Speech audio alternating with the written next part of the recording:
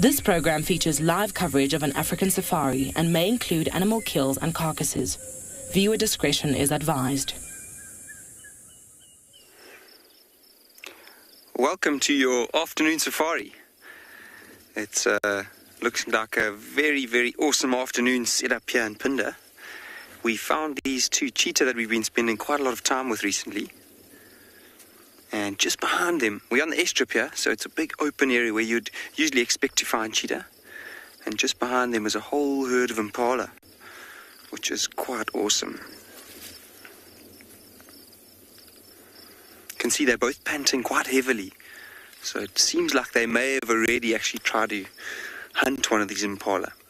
This afternoon we have Steve and Lauren and Juma, Marcus at Ngala and Carl at Tswalu.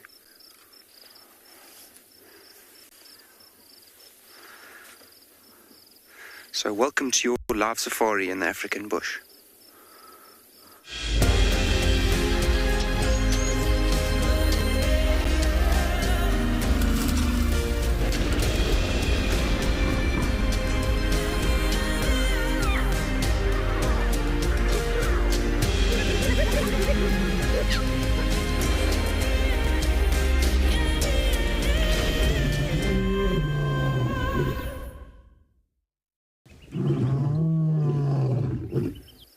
I mentioned earlier how they're both panting quite a lot, and I said briefly how they could have been, or they could have actually tried to chase something.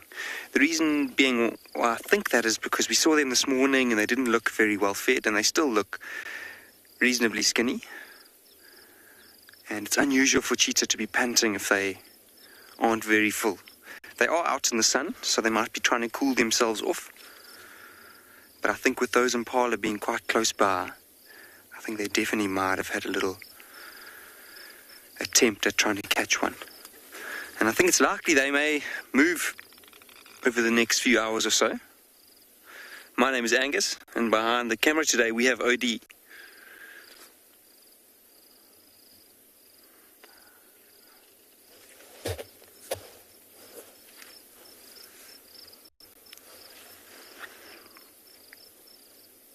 You can see how they both keep staring in the direction of those impala.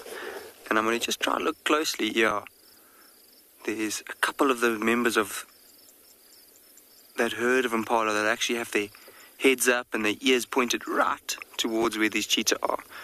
So I think it's possible they might have had a little bit of an interaction earlier, which probably would have been the impala running away.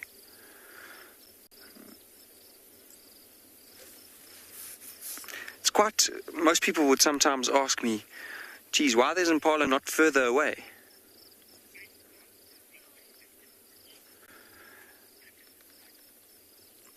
And the reason being, sometimes prey animals prefer to have predators within their line of sight, just so they can keep them keep tabs on them basically, and know where they are in order to keep themselves safe. They don't want them to actually try and stalk them again. And yes, you are right. This is a wonderful start to a beautiful afternoon in Africa. I mentioned earlier it is an airstrip, so not a total bushveld scene. But obviously we need guests to come to our reserves to make all these conservation areas possible.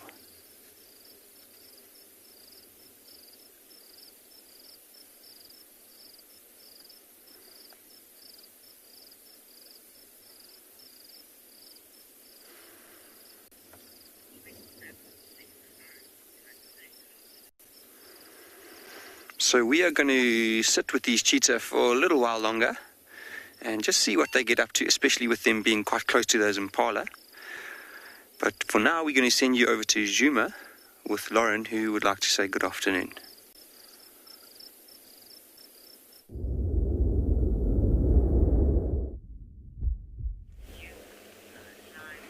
I would absolutely love to say good afternoon. Good afternoon, everybody.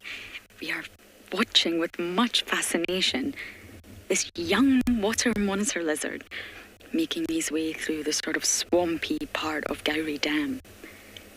It's so fascinating seeing them move. They look like snakes, and they also use their tongue just like snakes. And there's some theories that they're actually possibly more closely related to snakes than they are lizards. My name is Lauren. I do have Davy on camera this afternoon, and we're starting out at Gowrie Dam. There's not just one. Oh, Davy, the other one's disappeared as well. Yeah, I see that.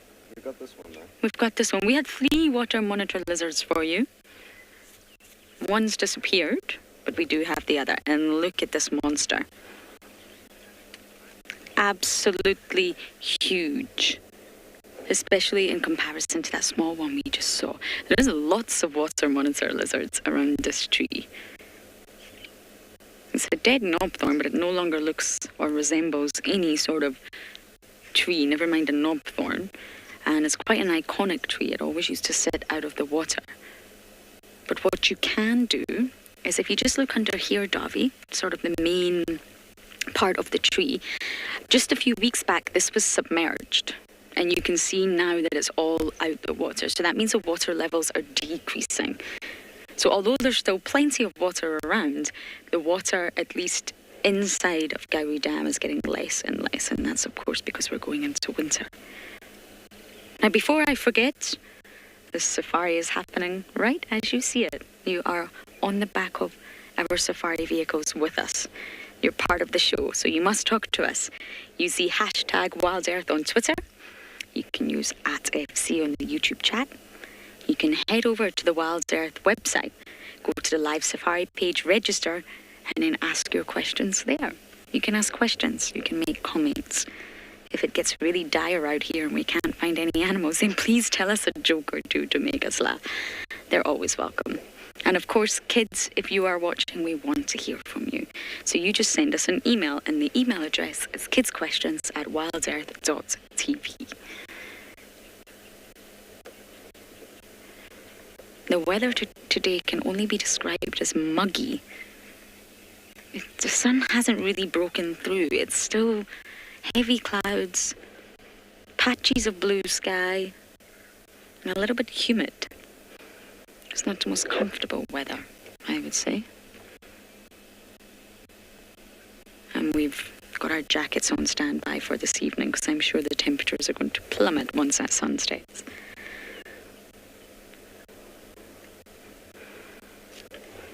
There's another one really close to us.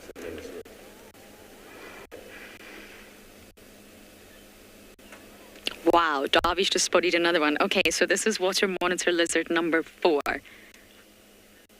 Oh, he's waving at you all. Would you look at that? Got his lovely hand out to say hello. Okay, I've just described to you all the weather in Juma, but let's take a look at the weather across all our locations.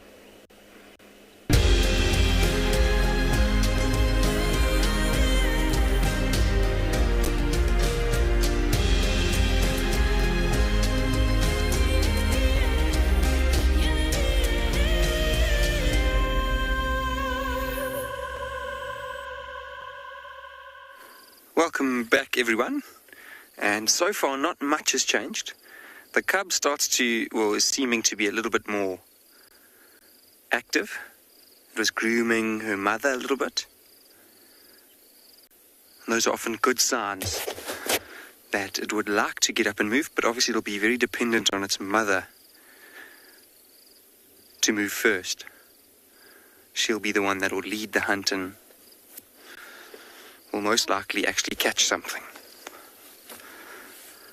It's awesome to be able to come back and spend some more time with the same cheetah that we've been seeing over the last day or two.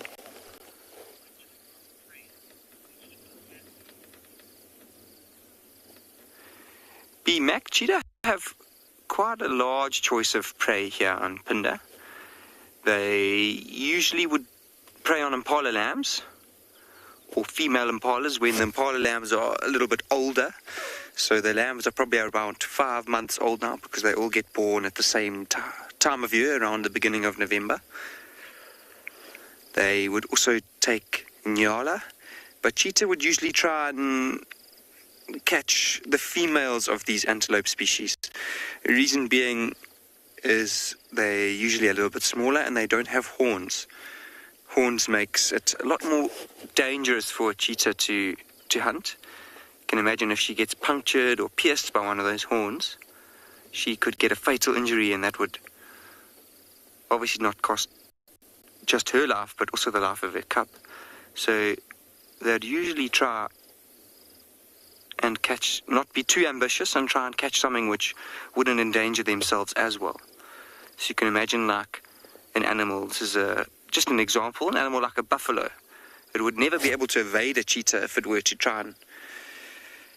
cheetah were to try and chase it down, but it would just be too big and the cheetah would never actually be able to take it. So it'll be definitely some of the smaller herbivores that cheetah will try and catch.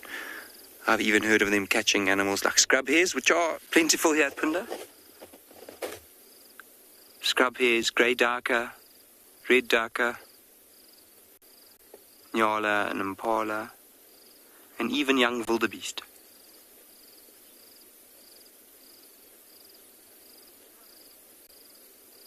If you listen carefully, you can actually hear them panting. And the cub seemed like she was purring a little bit.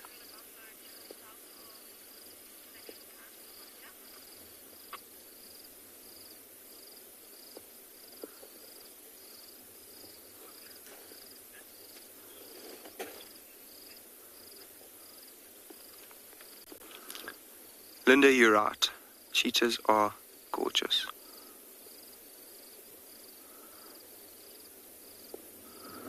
And I just love spending time with them when they like this and when they're interacting a little bit. You can see that. See, there's a little interaction for you. Actually looked like the mother got a little bit fed up with her daughter.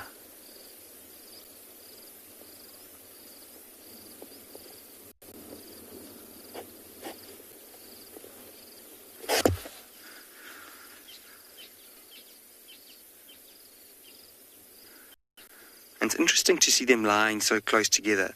They're not known to be a very social member of the cat family.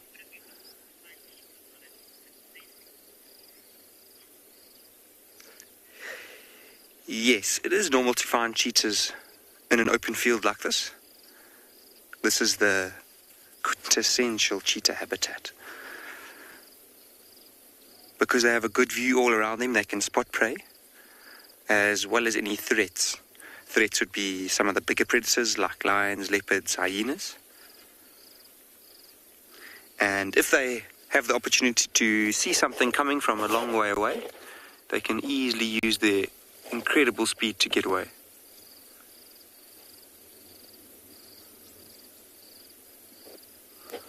I did see the mother actually yawn a little bit earlier, and I mentioned how the cub was doing it, but it would be reliant on its mother to get up and move first. So hopefully she shows a little bit more signs of wanting to get up and move.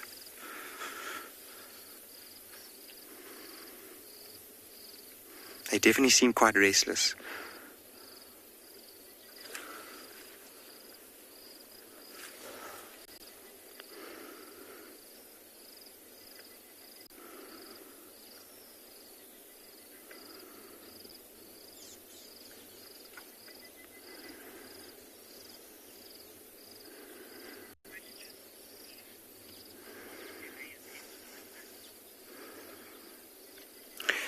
Thereon, it depends. It depends on a number of things. So they will attempt to hunt depending on how full they are, as well as how good an opportunity arises. So if they are relatively full and an animal seems to walk right close to them without having noticed them, cheetah will not pass up the opportunity to try and catch it. So it depends, but usually after a couple of days of having not eaten, they will then be actively actually walking around trying to look for animals and then stalk them and catch them. But I think on average it's safe to say every 3 days or so they would hunt or would need to catch something. They would be able to last longer if they needed to, but by then they would be at quite an uncomfortable stage.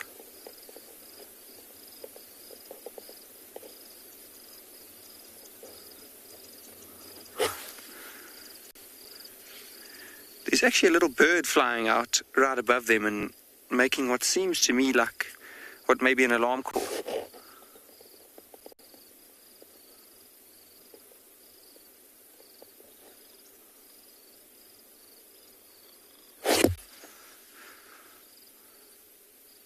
Can see that beautiful red mud on her body. Oh, Odie's got those little birds. I think they seem to me like they may be zitting cisticulars.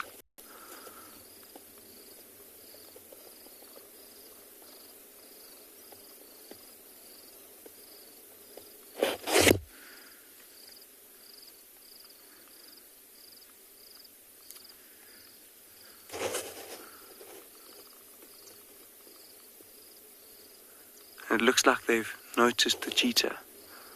Sometimes some smaller animals like birds can actually give away the presence of a bigger predator. Of course, in this instance, we didn't actually need the birds to help us find them. They were in plain sight, not very well hidden at all.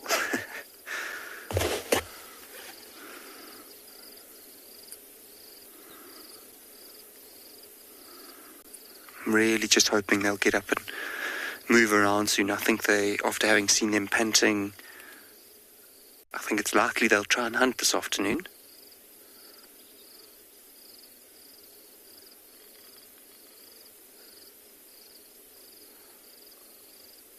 The cub's starting to look a little bit impatient. You can actually hear it purring still.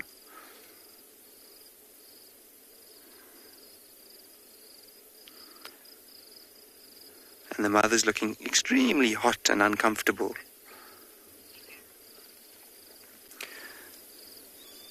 So we're going to spend a little bit more time with them and just see how the story unfolds for now this afternoon.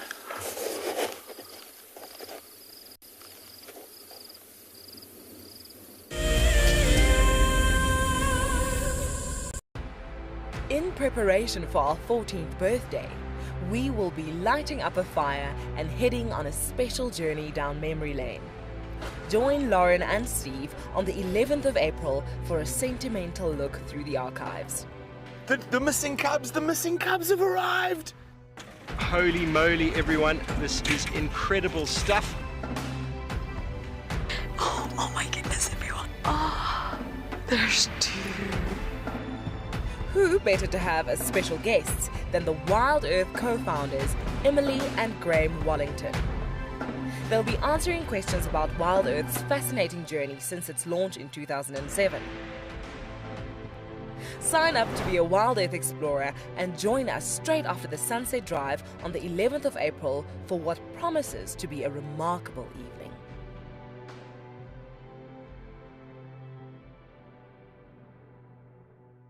Graham, I'm just going to see, there's a very good place that I want to see if we can get good signal from there. That's where I'd like to. Welcome to dawn in the African bush.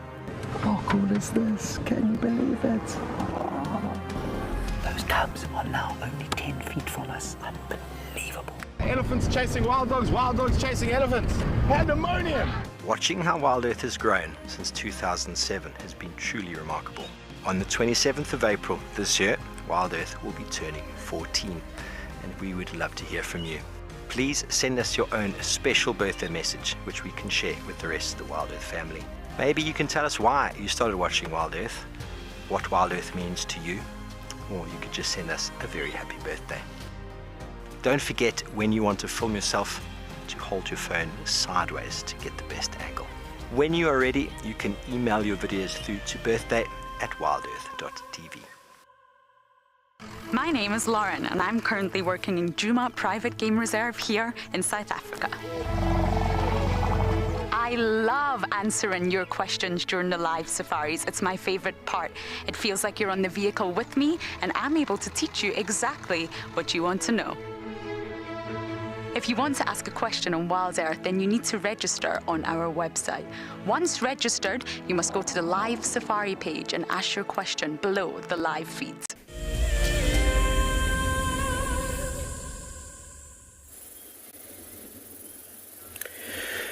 Well, a wonderful and warm welcome to everybody to a wonderful and cloudy Afternoon here on Tswalu Kalahari.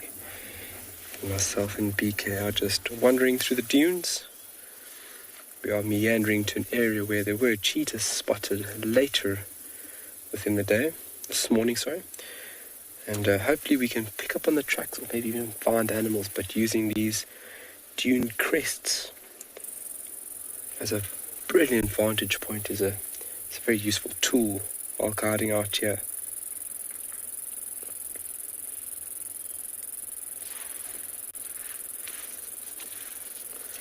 Lovely cloud cover, obviously making things a little more comfortable for this afternoon's drive. It's a fairly uniform cloud mass. We've got almost an entire landscape at the moment, and hopefully it all can bunch up and produce a little bit of rain. A little bit of rain now in the later part of the season. Obviously we are coming towards the very end of possible rain, and if we do, it would definitely be a blessing. So, on that note, a very good afternoon. My name is Carl, and behind camera is BK. Thank you for joining us on this sunset safari. So, using these dune crests, very, very important when it comes to scanning for anything out here. Might it be available prey or a predator itself? And you can see BK is showing you the top of those dune crests is where cheetah love to sit as well. Just like us, finding a vantage point is very important for a predator so that you can calculate and understand what available cover is there and what available prey there might be. And you can see over here now, BK is showing you how animals would find available cover through stuff like that just there. So cheetah sitting up on the dune crest and then almost calculating or planning out a potential path to catch some prey. But a beautiful spot to sit out and really enjoy the landscape.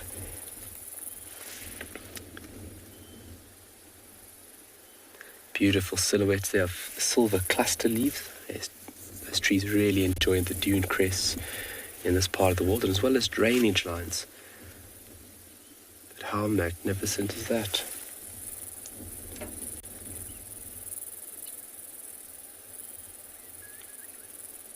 Some oryx in the distance over here, BK along the road once you do get there. So in the road, you can see how far these roads meander.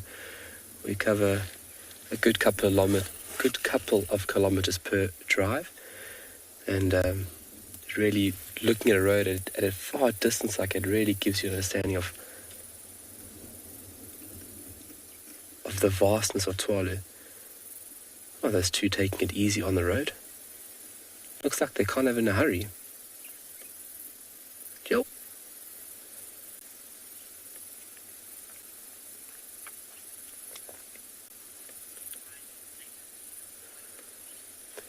Peter, how often do we find snakes in Tswalu? We can find snakes at a certain period within a given year. August, September, we can find Cape Cobras frequently, almost on a day-to-day basis, and obviously picking up their tracks crossing the road is a very efficient way of tracking them down. And then we've been finding a lot of puff adders at the moment. So in and around the lodge and also in the village, we found a few puff adders over the past couple of days. But that will start, their activity of reptiles will start to deteriorate as we move closer towards onset of winter and those temperatures start to drop. They're going to find a nice place to wait out those unfavorable pests until the next season, until the warmer times approach us once again. So in summer, we typically find quite a lot of snakes, and especially if you're coming out here for reptiles. And if you focus on it, you've got a good chance at finding it. But like we've seen, snakes and reptiles, they're more afraid of us than we are of them. So they hear us coming and they'd want to move off quite quickly. Grass is still looking very good on this side. Lovely group of oryx. Almost swimming through a sea of grass.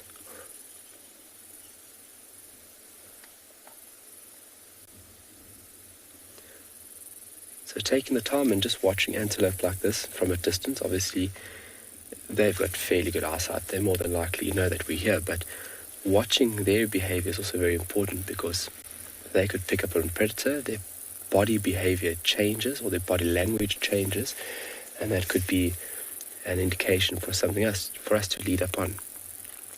So it's always important just to stop and just appreciate all the other things that we don't normally just stop and look at. Oh, there's some eland as well. If you go a little bit to the left there, a little bit out, and you want to punch in somewhere around there, PK. There's some lovely eland also in the distance. Oh, it's more oryx, but there is eland there.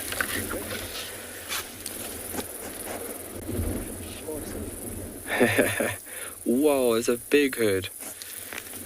Look how many are down there. It's a very large herd of oryx out there. To the southern part of this dune street, so this little middle strip in between the two dunes is what we refer to as the dune street. And if you look at its ecological role, it's very, very important, because you'll have a certain community or amalgamation of species, plants and birds and reptiles that inhabit this little channel in between these undulating dunes. And you can see the oryx really favouring the grass species out there. So it'll be a breeding herd, so you can get oryx up to 30 in a group sometimes. And with these females, there'll be a very strict hierarchy amongst them. And they act quite aggressive if one does wander too close to a high-ranking individual, almost just stating that I'm higher ranked than you by shifting off the lower individual with its horns. Obviously the sharp pointy bits is what you want to watch out for. Very efficient tools out here. And being stuck out in the open like this is where these animals have an adaptation, so both male and female will have horns, because you don't have too much cover out here. If something is hot on your tail, you want to give it horns. So having horns, possessing horns by male and female is very, very important.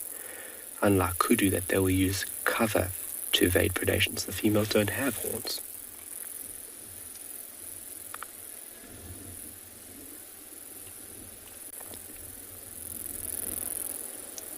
Very calm scene, so you can see by their body behavior that there's no signs of threat here.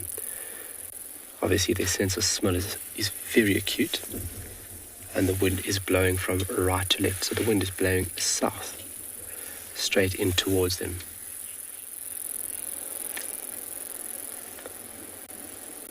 A very beautiful scene. Well, let's send you over to Prrivate for somebody to say hello.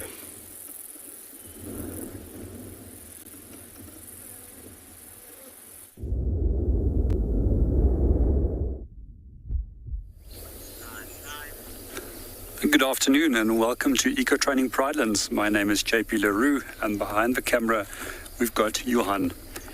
This afternoon we've been scouring the banks of Leopard Dam, looking at a number of different tracks and also other fresh signs to see if there's anything worthwhile following up on.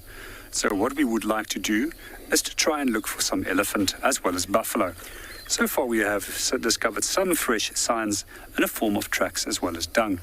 But in the meanwhile, we've got a little bit distracted and we're indulging in a little bit of birding at the dam itself.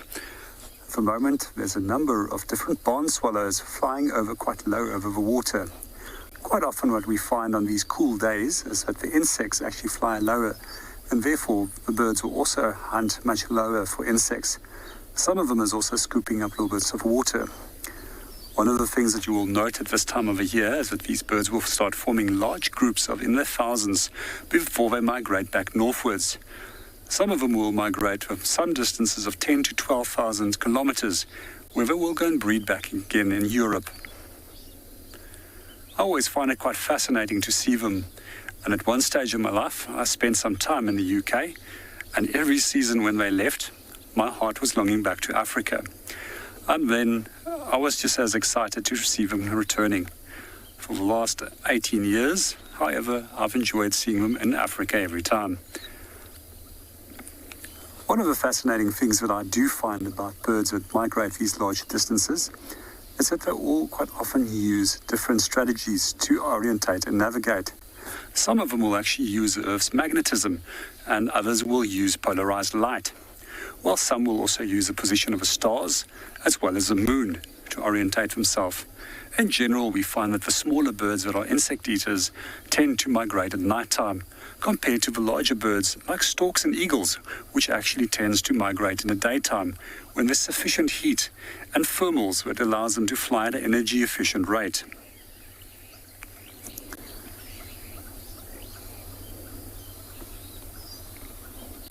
One of the interesting stories about many of the birds in Europe, what they believed when they disappeared during the winters, is that they actually migrated to the moon.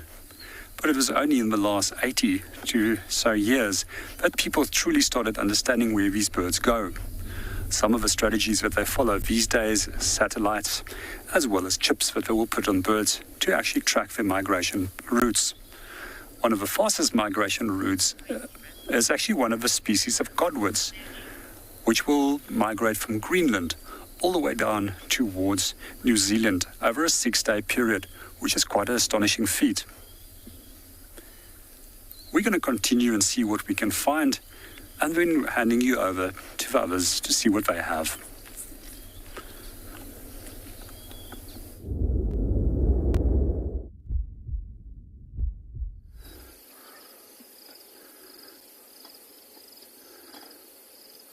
Welcome back.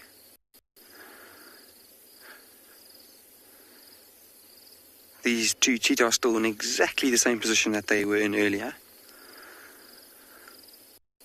You can see the mama just had a slight stretch there, and she was actually sleeping a little bit earlier. Her eyes were closed shut.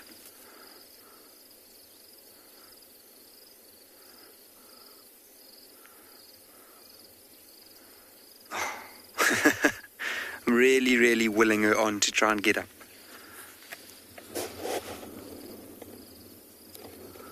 Simba, they will rest for the majority of the day, but this morning I expected to find them in the same place that they were in this morning, now this afternoon, but it seems like they've moved around. So it's variable. It depends on the weather, how hungry they are, but if they're very well fed, they can sleep for most of the day. So here at the moment in Zululand, we're getting about 12 hours of daylight, and they'll probably rest for or sleep for possibly even 10 of those. But like I said, it does depend. They don't sleep as much as lions do. They move around during the day occasionally, like they have today.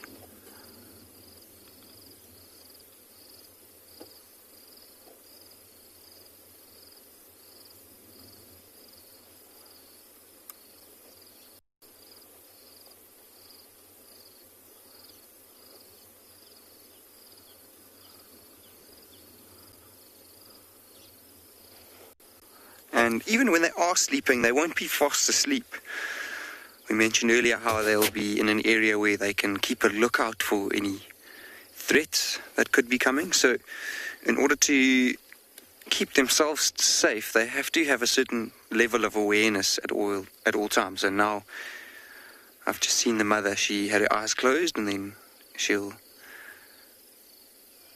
can see now on screen, she had her eyes closed, and then she'll open them for a while and keep them open for a couple of minutes or so, and then now you can see they closed again. But her head is still up, and she'll still be listening, so she won't necessarily be fast asleep.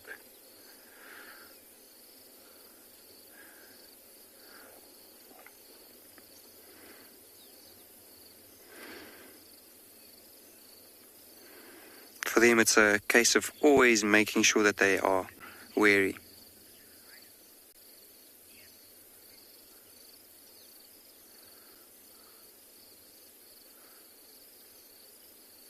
See her just investigating every noise around her. And it looks like her shoulder is the perfect pillow to help her keep her head up, as well as get some rest.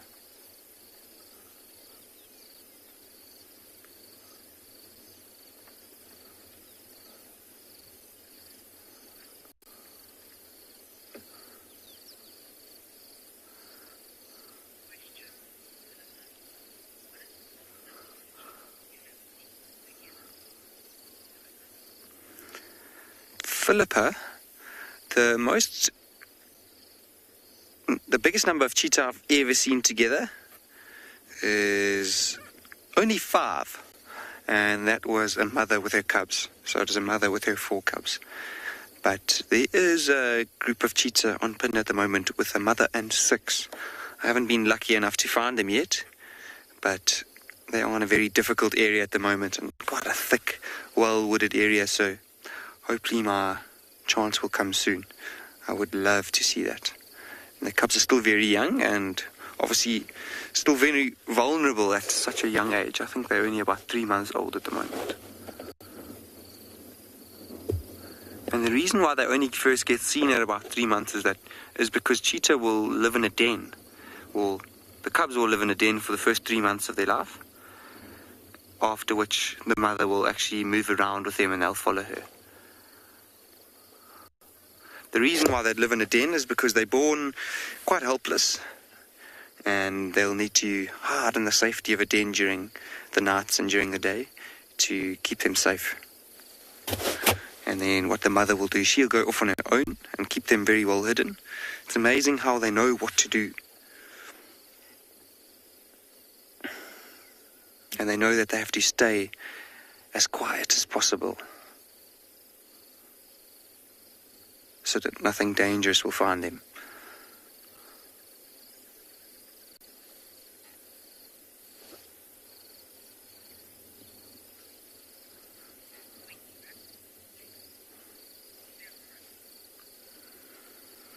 So as we wait for these cheetah to hopefully get up and do something, we're going to send you over to Tswalu with their oryx.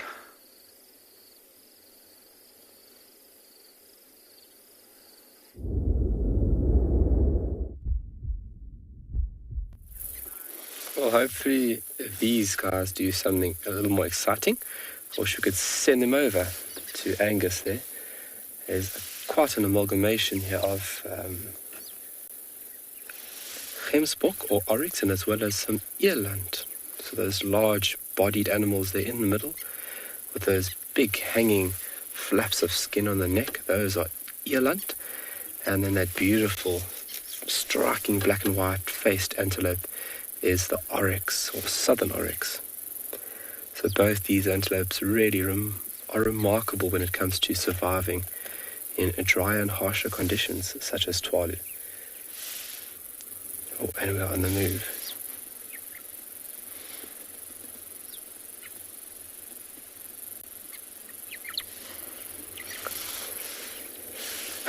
They just stopped right there.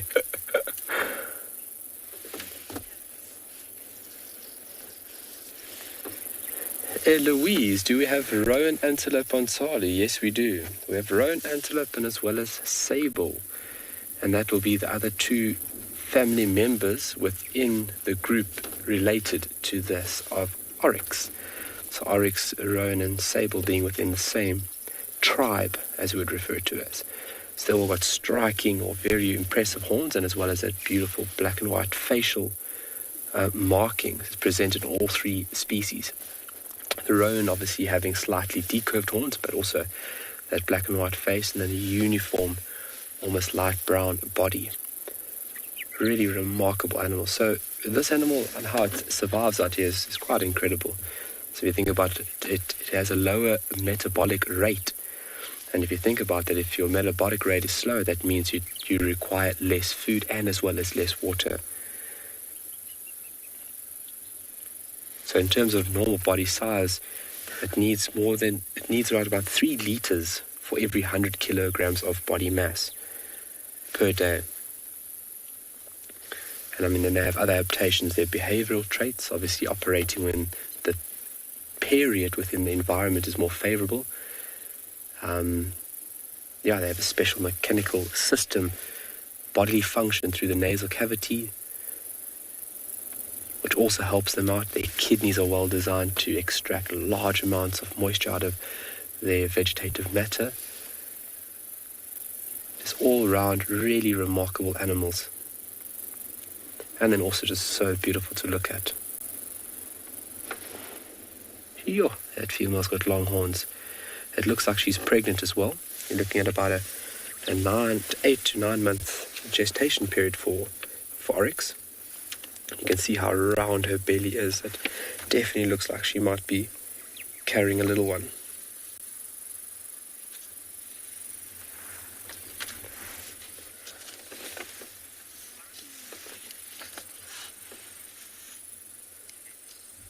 Andrew, they do have incredible facial markings.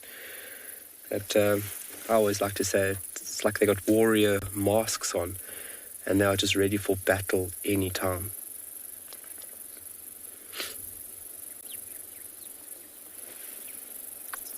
As eland are cresting the dune there, BK, if you want to take a look at them. That's eland making their way to the top of the dune crest. Eland out here are very skittish. Even there, if you take a look at the antelope, they are massive animals. So this is the common eland, which you do have a variety of variations across Africa. But on Tswalu, you would get them ranging at about 800 kilograms. I mean, being that big, you don't really have to fear that much. You don't have to fear anything, really, at that weight. But they are just super skittish.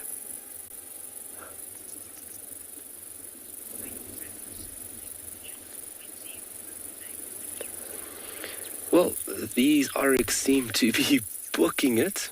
Wow, look at that. Absolutely beautiful. That is a picture-perfect Kalahari scene there for you folks.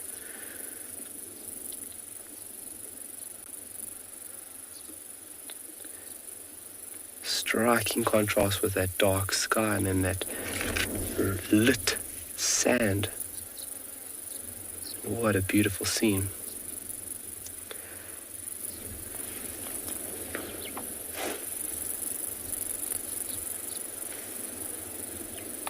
Well, let us send you over to Steve to say good afternoon.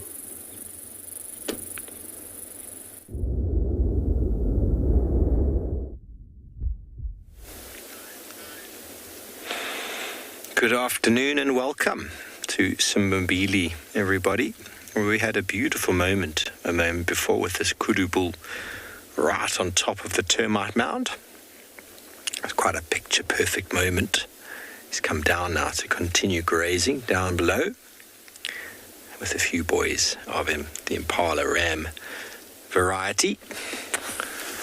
We are trying to do spotted birding for this afternoon. Hello, everybody. My name is Steve, joined by Morgan on camera, and excited to have you with us. We just spent a moment with a little golden-tailed woodpecker before, who was pecking away. But unfortunately, he didn't stick around, so at least I've got some antelope now, and there was an oxpecker on this kudu not so long ago. We're going to continue doing a bit of birding over the next few days. You see the size difference between a kudu bull and an impala ram. There's just no comparison, is there?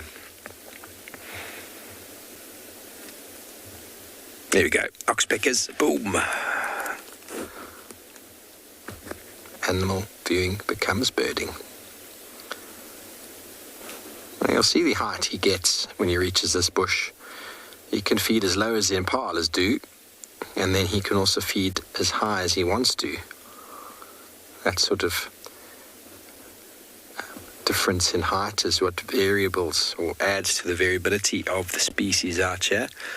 Obviously, impala can feed very low to the ground, and they're mixed feeders. Kudu, although they do have a small percentage of herbaceous material in their diet, it's mainly flowers, forbs, and leaves of trees.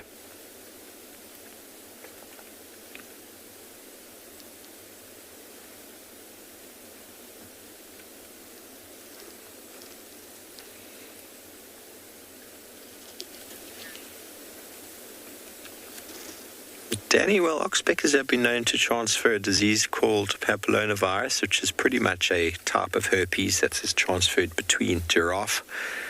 The picking of the wounds on giraffe leads to this really sort of overwhelming amount of blisters and sores on certain giraffe, which is transferred from one giraffe to another by oxpeckers.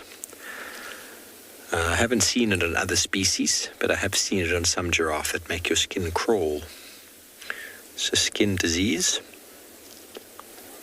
I don't know of any other diseases that they can carry.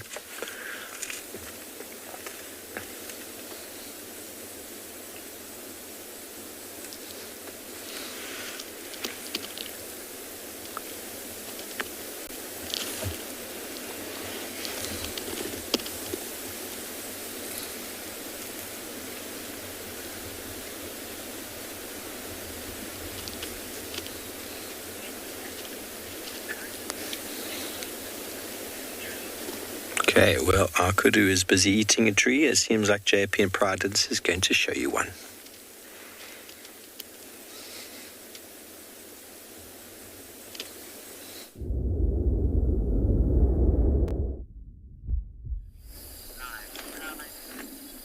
Good afternoon and welcome back to Eco Training Pridelands. For the moment, we're looking at a knob fawn, previously known as a knob fawn acacia. However, a few years ago, these were renamed as Vachelias.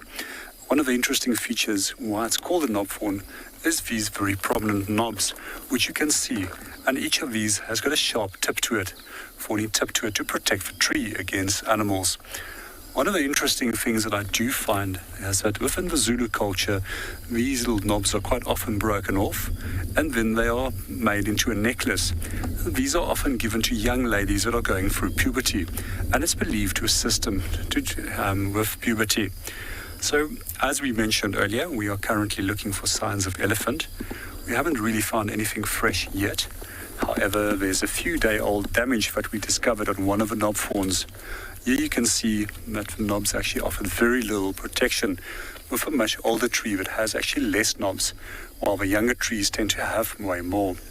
Some of the interesting things that we can see over here is where the elephant used its tusk to actually rip off the bark. And what the elephant was after was the red-brown inner part, which is referred to as a cambium, which is responsible for transporting the nutrients and minerals between the roots and the leaves for the tree. We can also see over here where the elephant has actually been rubbing itself against the tree. So there's a number of different species which is actually responsible for rubbing themselves with mud onto trees. And it starts at approximately knee height with a warthog, going up to my shoulder height with buffalo, and anything between 1.5 and 1.7 meters being rhino, and above that height obviously being elephant. So quite often we also see that these areas become smoothly polished, as they will progressively rub themselves against these trees. One of the things that I often find is that when the tree is halfway being ring-barked and not for the full circumference, these trees often have a chance of actually surviving, whereas trees that are actually ring-barked for the full extent will quite often die. And the reason is it can't protect the tree any longer by transporting nutrients and minerals with inner bark, and neither does it have an outer layer that works like our skin to protect the tree against infections as well as dehydration. Quite often what we'll soon find is that a number of insects like boring beetles will start making their way into the dead wood.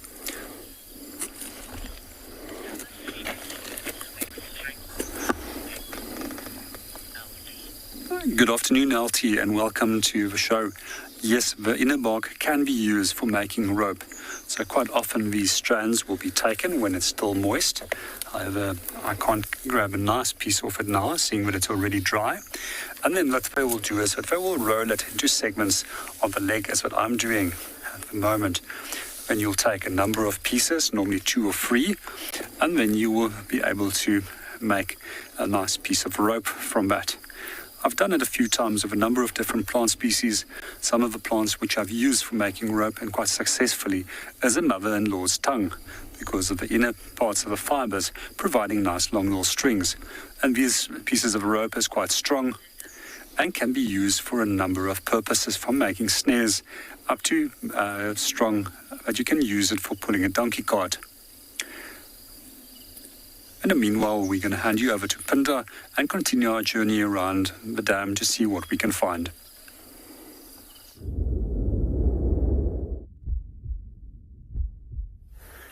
Welcome back to Phinda, and we finally got almost got what we were hoping for. some impala came quite close to these two cheetah, and we witnessed what I was hoping wouldn't happen earlier. The cub seemed to blow the cover too early, and the impala all got away. You can actually hear the monkey's alarm calling off to our right now, because as the cheetah started to move, they were obviously spotted by quite a lot of animals. There were some alarm calls, and now there's no impala in sight either. But hopefully the mother will actually try and move out of this area if there's animals that have seen her. And with monkeys alarm calling like that, it's very likely that, or it's unlikely that she'll be able to sneak up on something. And being a stalking type of predator, she'll have no chance to hunt if there are monkeys calling like they are now.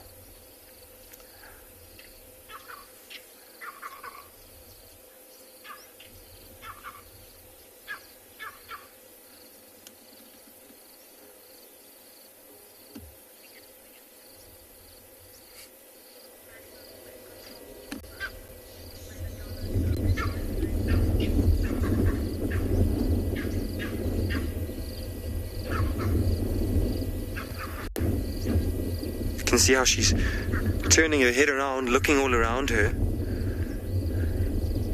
and hopefully she'll actually start moving around and go to a different area, because I really don't think she'll have much chance of catching anything around here at the moment.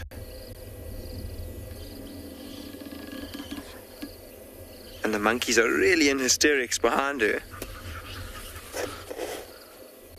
Interesting, look at the cub. It seems to be picking up on some sort of scent on the airstrip.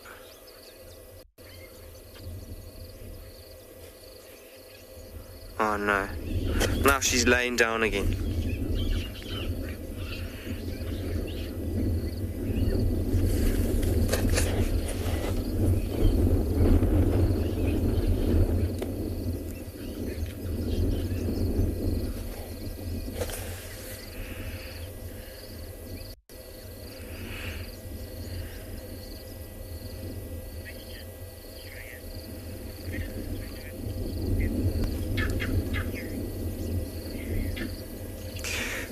I think they rely equally on both, most likely.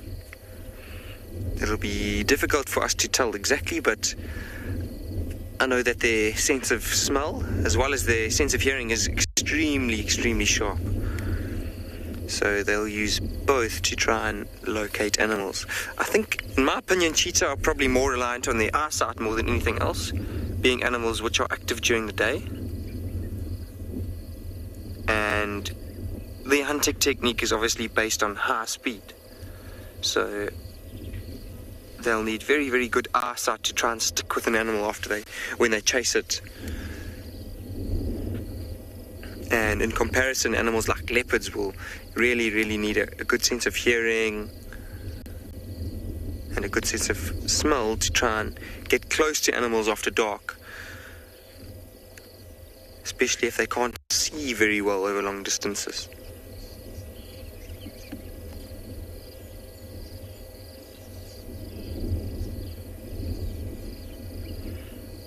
But I'm very happy we at least got to see some sort of action, with that cub making a dash for the impala. As the cub got up and ran, and I just remember thinking, oh no, wait for your mom. It's really unlikely that a cub of that age will actually be able to chase down and catch an impala.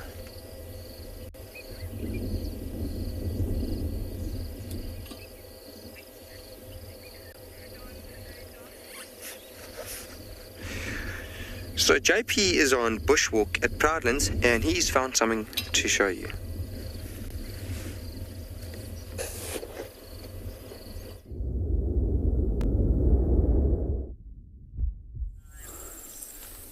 Good afternoon and welcome back to Eco Training Pridelands.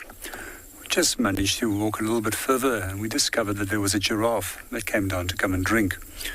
We Just going to give it a little bit more time in the hope that it will come and have a drink. Just to link in onto Steve's earlier conversation about oxpeckers and possibly that they can carry papillomavirus. Here's our giraffe, and there's a number of oxpeckers on his back. So quite often what we do find is that the oxpeckers do aggravate the animals by opening up wounds and potentially allowing for flies to lay their eggs inside it. And what will happen is that they will often open these again to get to the maggots, which then becomes sort of a negative relationship, where generally we consider the relationship between oxpeckers and giraffe as a positive one, where the oxpeckers will often warn the giraffe of potential danger, but also assisted by removing ticks off its coat. I'm just going to watch this giraffe a little bit longer and see what it does. It's always fascinating to watch him drinking, and I really hope that she's going to come back and have a drink. One of the fascinating things when they do drink is that they actually split their legs at almost 45 degrees. They're also very cautious when they come down to water, drink, and then they throw back their whole neck and stand in an upright position, swallow, and then come down again. As you probably already know, giraffe has got a number of fascinating adaptations to be able to deal with the pressure of all that blood going down towards the head when it's drinking, which we'll tell you a little bit more about later on.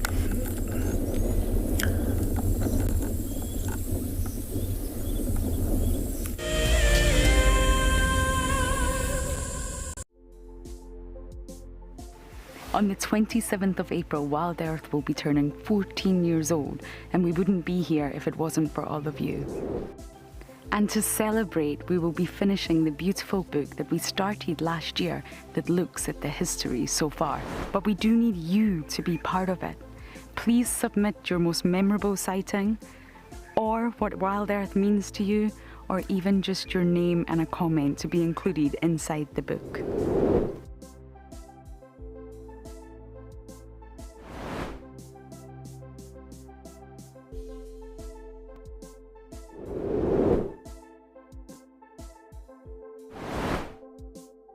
Head over to the website to add your name and reserve your copy. And a big thank you to all of you who have contributed to the book so far. So in 1998, we had this idea to go and put a live web camera on a waterhole somewhere in the Sabi sands next to the Kruger National Park. And I approached just about every single landowner, and everybody thought I was completely crazy until I met Yuri and Pippa Moorman. We thought it was definitely a fun idea and a worthwhile thing to experiment. And it immediately became a runaway success. And it gave people all around the world the opportunity to watch a little piece of Africa day and night. Back in 1998, it was the very early stages of the internet, and all we were able to do was to get a 30-second refreshing JPEG out of that camera. But over time, what we began to do is focus more and more on trying to develop this concept of giving people the opportunity to go on safari. Even though we live just 500 meters up this hill, we still put the camera on to see what's happening. Absolutely, we watch it ourselves.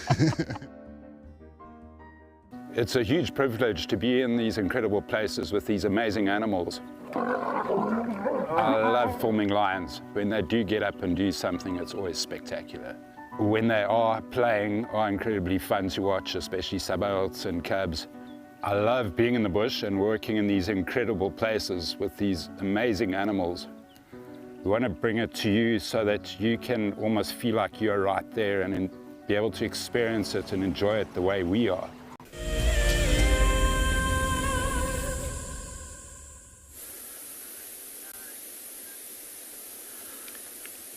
Look at what we've got in front of us here. A very beautiful male lion.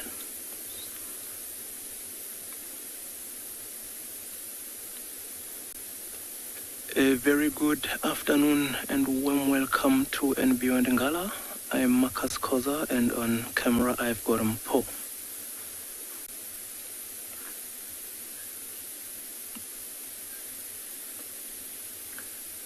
As I mentioned earlier, there is that male lion that you see on the screen there, but also to the front of that male, There is a female that's lying flat on the grasses there. Not as easy to see from here. And if you look at that area where these lions are, if you look at the grasses, they actually blend quite well with that vegetation. And if you look at that male, because he's got his header up there, that's why it is that easy, or it was that easy for us to spot him. But if he was lying as flat as that lioness, you could even easily drive past these animals without seeing them. And so our plan for the afternoon was to come look at that yarn.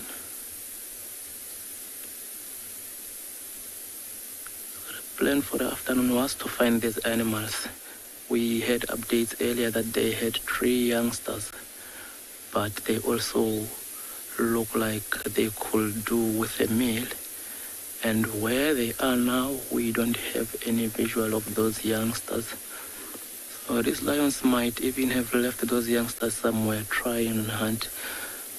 I know it's during the day, but it's not as hot here at Ngala today, so they might try and feed in a hunt every now and then. So that might be the reason why they have left those cubs. But looking at that lioness,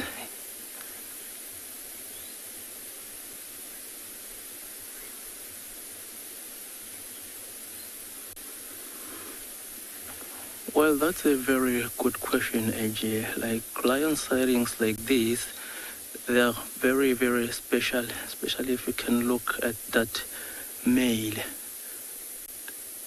You can see that it does represent strength, much as sometimes they'll just spend most of their time lying around, but that's more conserving energy, that's more recuperating from all the hunting or movement or activity that they might have done during the night. So much as we might think these lions are lazy, they're actually not that lazy. So if you look at that lion at a time like this, it's more like us at 11 o'clock at night. Because we've been very busy during the day, we need that time to rest. Likewise, these lions do need time to rest.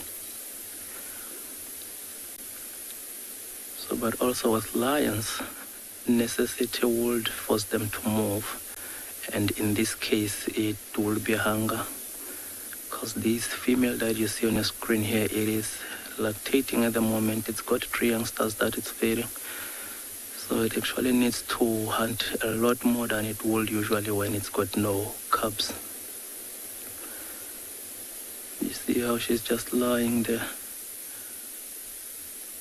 And if you can look at that area where those lions are, you can see that they are out in the open, not in any shade whatsoever. Remember I mentioned that earlier, the weather here, it's not that hot today. So these lions can be out like that, and they don't have any sunlight to deal with.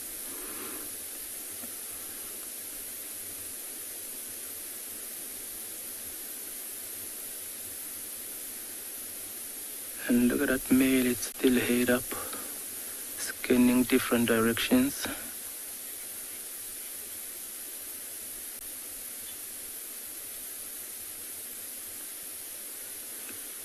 Sorry, can you repeat the question for me?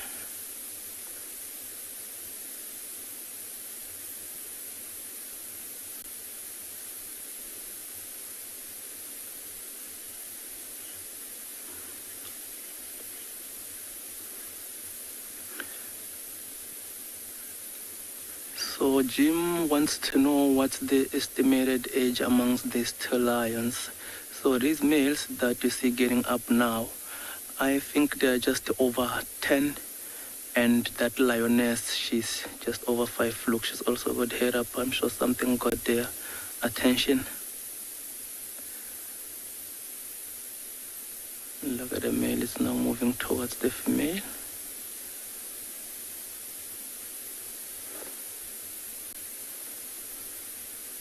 Look at that.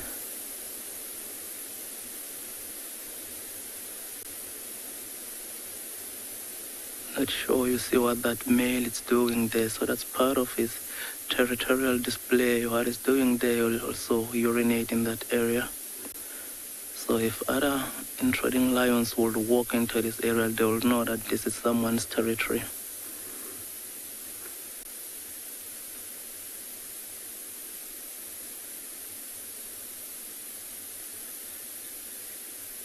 Looks like he doesn't really like spectators. He's got his back on us. Something must have startled him. Oh, the brother walked in. How beautiful is that?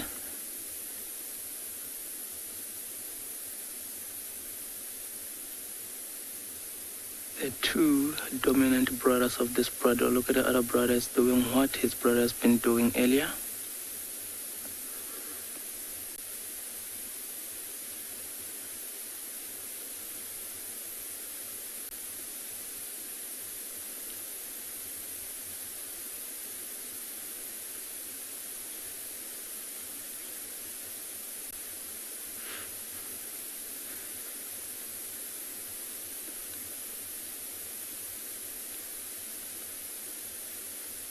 Sorry, I didn't get that comment.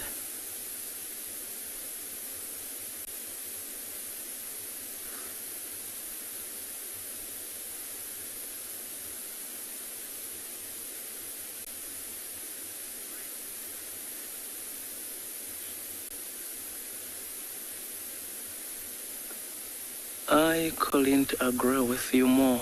They do look like royalty. Like we treat them here like royalty. I'm sure even the members in that pride, they are privileged to be having these males as the dominant on their family, if I can put it like that.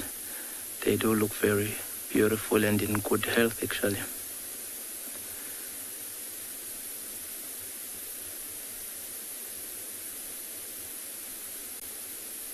Look at that yawn.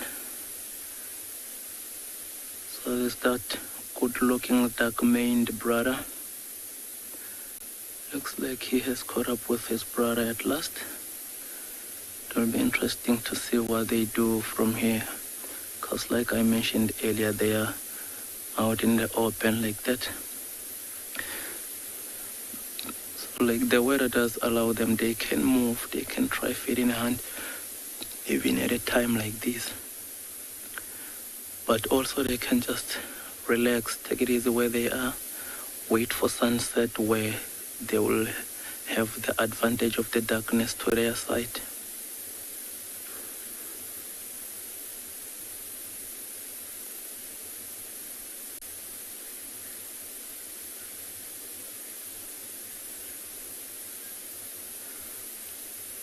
Yes, so I think for now we'll spend a bit more time with these lions here, and while we do that, we're gonna send you over to the Pride Lands.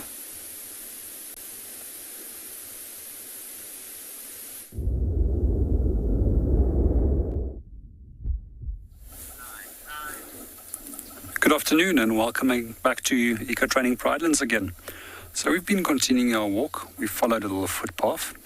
We were looking for tracks, however we haven't found any fresh tracks, but what we did find was a few day old mud smears on some of the leaves of little trees that's along this footpath.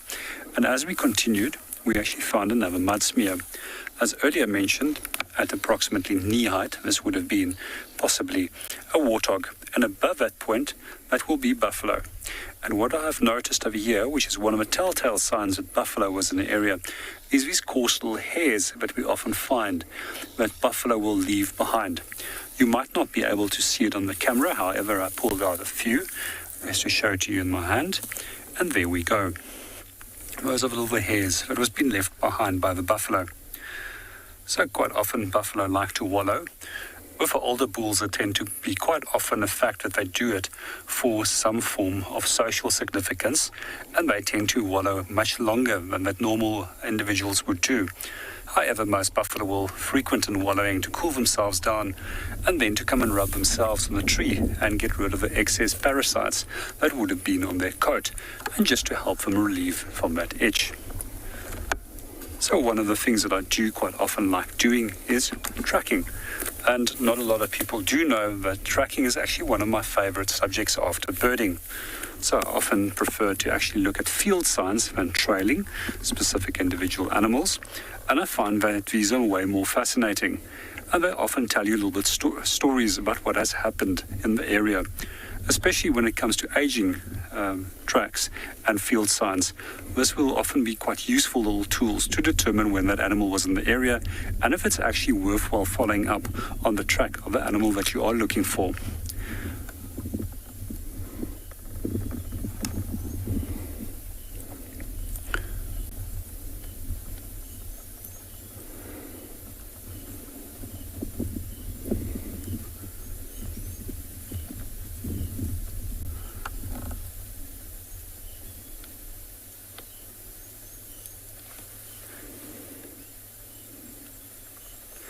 In the meanwhile, we're going to still continue on our footpath and see if we can find it.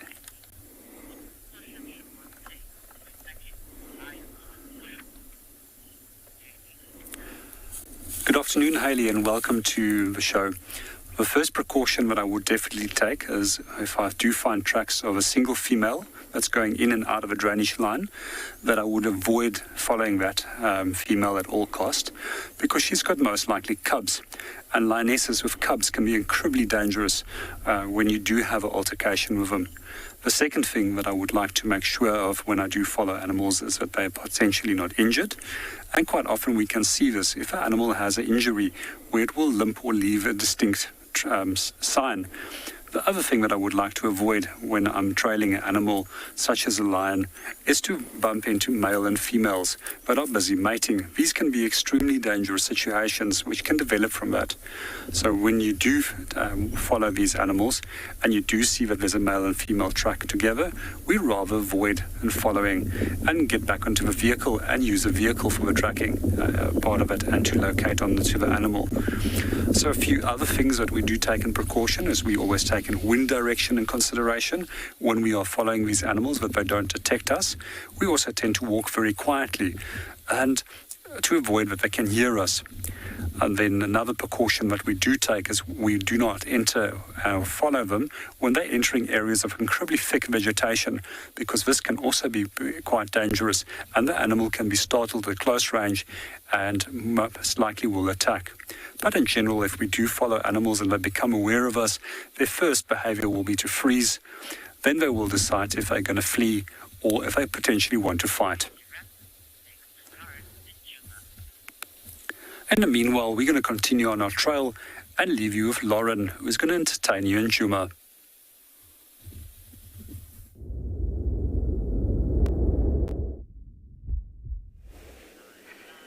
Not just something. I have Heart Kiss. And I have not seen Heart in a very, very long time. She's had a makeover. She's had some plastic surgery. Did you notice, Davi? I don't think you did. She's missing the tip of her left ear. So she was always missing the tip of her right ear. And it appears she's gone for a little bit of a makeover so that she's even on both sides. Now we're on Chitwa, just by about 5 meters we're on Chitwa. And Heart, there she is, I see her. Hello, my girl.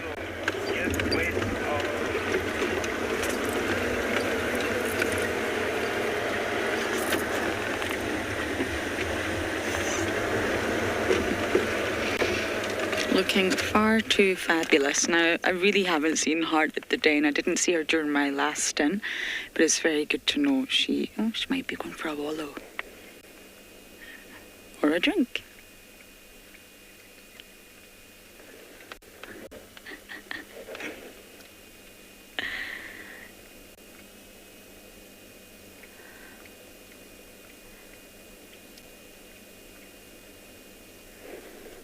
Hello, my beautiful girl. I have missed you. You look full. She must be coming to the den. I imagine it's just during the night. It's when the WildEarth team are sleeping, at least.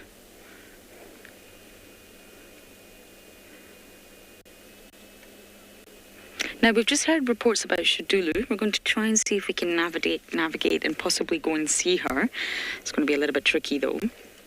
And I've heard she's not in a good way. She's covered in scratches, lots of blood, not looking too hot. Ah, Jackson, a million things. Heart's a hyena. Another hyena, a scuffle. Even running through the thicket and tearing it on some sort of vegetation. Hyenas can run remarkably fast. A bite from a dog. So many different things. Shall we follow Davi? I've not been on Chitwa in a very long time. So yes, we're going to try and see if we can work Tswalu, but I wonder, I know she's been mating a lot, as female leopards do, mating with many males, and she's been seen in sightings with 2 other males at the one time, as well as a different female. So I imagine there's been some battles. But anyway, I shall do my best, and for now we're going to send you across to Ngala with their lions.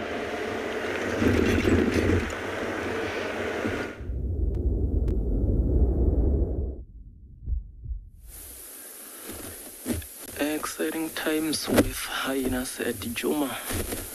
We'll get our lions here at Ngala. Both of them heads up.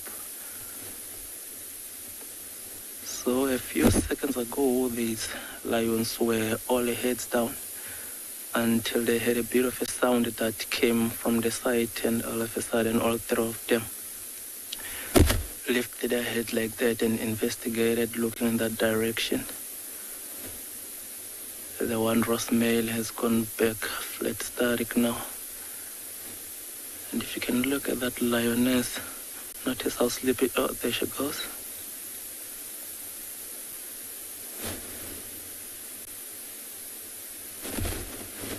Just the other brother that has got his head up now.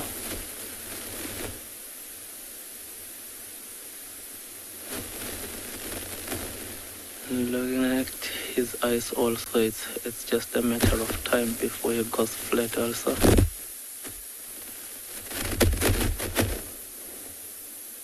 But one interesting thing, if you can look at that lioness swishing a tail now, oh, there it goes. You will see that white color on her belly and also on her feet. And also that black tip of the tail. Sorry about that. So that will be what you're looking for, since these lions actually quite blend well with those grasses. So those are some of the things that you might be able to pick up even from a distance. So if you look at that just bit of mane of that male that's sticking out, you can tell it looks exactly like these grasses, but at least that white you will be able to see even from a good distance. So that will be some of the things to look for when following up on these lions.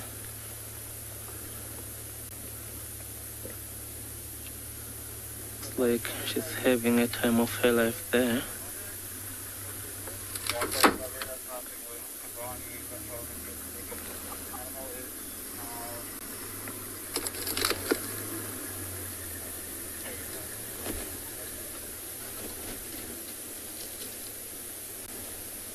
And you'll notice the belly of that lioness. See how heavy she's breathing there. So much as it's not that hot here, it is still fairly warm. So from all those movements that they made earlier, still trying and recuperate from her energy loss. But from those movements that she makes during the day, that will be what make her breathe that heavily.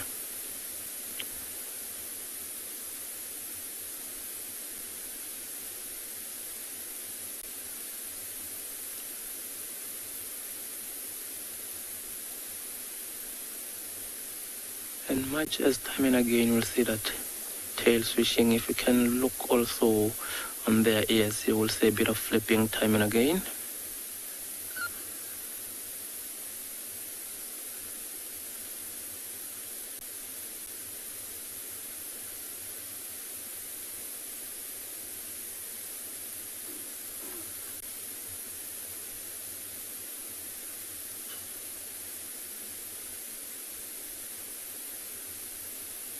looks like these lions are having a rest here, but also the lioness has got those little cubs to worry about. So I think she will try feeding her time and again, like if she needs to move for the longest of time and leave those cubs unattended, she will try and do that just so she can get a bit of something to eat that will make her even lactate better for those 3 youngsters.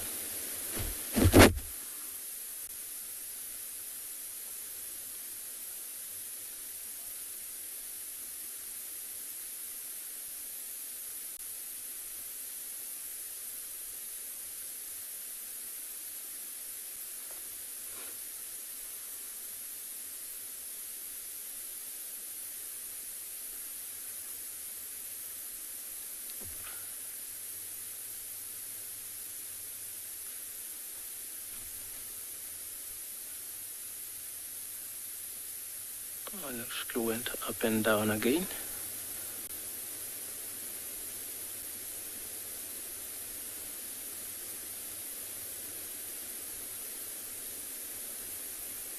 Yes, I think much as these lions do need to hunt, but they also do need to conserve some energy. So at a time like this, they might try hunting, but chances are they might not get successful, especially in these open areas.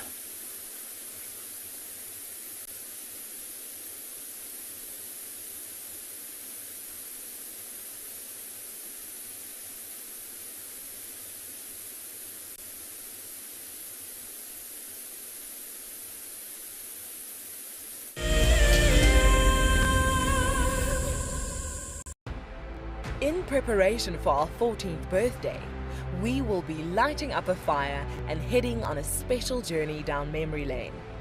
Join Lauren and Steve on the 11th of April for a sentimental look through the archives. The missing cubs have arrived! Holy moly, everyone, this is incredible stuff. Oh my goodness, everyone. Oh, there's 2. Who better to have as special guests than the WildEarth co-founders Emily and Graham Wallington. They'll be answering questions about WildEarth's fascinating journey since its launch in 2007. Sign up to be a WildEarth explorer and join us straight after the sunset drive on the 11th of April for what promises to be a remarkable evening.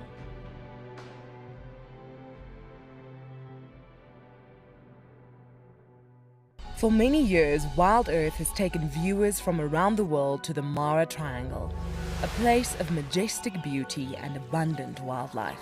But it wasn't always like this. Before 2001, it was infested with poachers. Illegal harvesting and hunting was rife.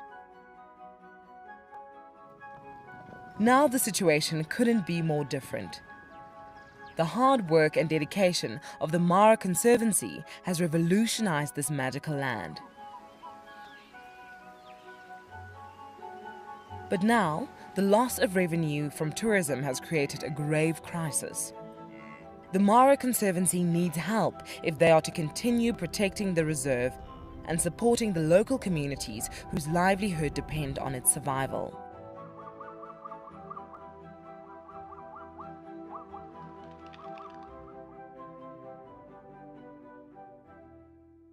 My name is Steve, and one of my favorite things at WildEarth is getting questions from you. The type of questions that I really like are those ones that really help us to unpack and understand and really integrate the ecological knowledge and fully appreciate the importance that animals such as these Cape buffalo bring to the ecosystem.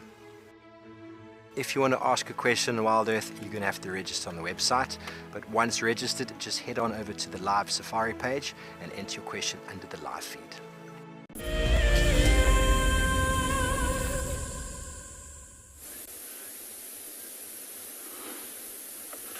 Look at that. The Arab brothers awake now. So it seems like these brothers are just exchanging. First one, it was the other one that was awake, and now it's this dark-maned one. And they are still in that same area. They haven't moved one bit.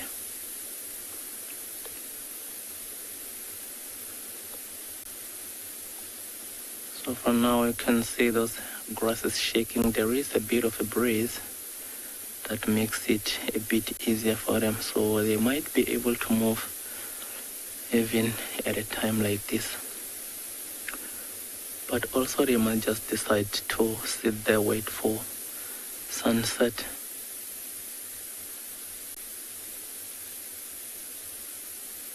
Oh, down here goes. Let's look at the other ones.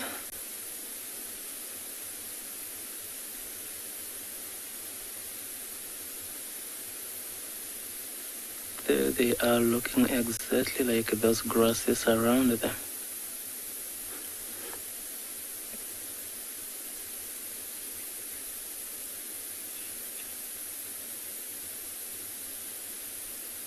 Yeah, so I think these lions will most probably be here until maybe after sunset. So for now, we'll send you over to Steve while we go look for the other Birmingham Pride members.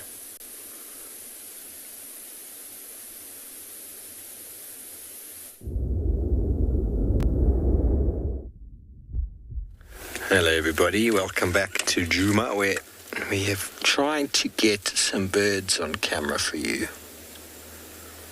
White, there we go, white crested helmet shrikes. Oh, there they fly off. These Star Wars birds, sounds like lasers. I'm going to play the call for you so you get to hear what it sounds like. Let me find it for you and just listen to my hat.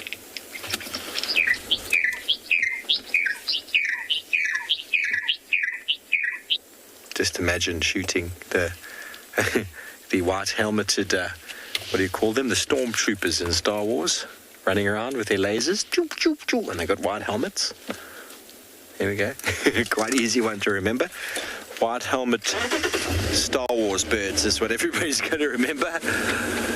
So we weren't getting much signal on Simbabili, everybody, so we've come back. And we're still going to see if we can find you some birds this afternoon. It is a pretty quiet affair on the bird front for some reason.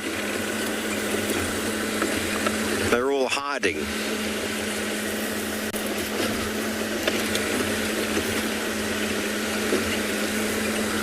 Best time to do them live. Every other bird we try to frame generally flies away.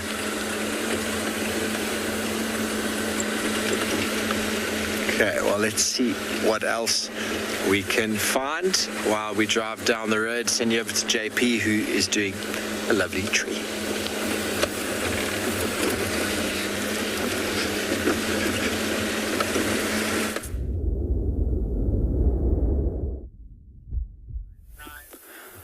Good afternoon and welcome back to Eco Training Pridelands. At the moment, we're standing underneath a beautiful marula tree. So as we were continuing our walk, Johan by accidentally got stung by something. So one of the purposes that we can, or uses that we can have with this tree is to actually use it as antihistamine qualities. So where do we get it? What we're looking for is in the inner bark of this tree. So right over here, I didn't want to go and damage a tree that hasn't been damaged before, so I took one that the elephants have already been targeted. And we take this and we rub it onto the affected area. You can see how this is red and swollen. And this paste that we're creating from this will then assist with bringing down the swelling. So one of the important things if you are stung by insects is not to scratch, because when you scratch, you also release histamine, which further aggravates the situation. There's a few other things about the tree that we are looking at. You can see that the large area around it has been flattened and trampled. If we also look down towards the ground, we can find a few marula kernels, which will indicate that this is a female tree. So with marulas, they carry the sexes as two separate trees. So therefore we have male and female trees, with a female being responsible for producing the seed and a fruit that we all relish. So most of you would also know that the fruits are quite often made into juices. It also used to be distilled and then blended into a cream to make a marula cream. However, there's more modern techniques that are used these days to create that flavour and taste that they are looking for in the marula cream. So these little seeds are also quite often picked up by species of animals such as squirrels and a number of different rat species. And you'll notice that they will gnaw them open. And what they're after is the nut that's inside, which also has a very high vitamin E contents. So what they will do with these little nuts is also use them for candles. They also make oil out of it. And that oil then will be used on the skin to soften it and also to soften leather. So from here we're going to continue on our footpath and go and see what else we can go and find.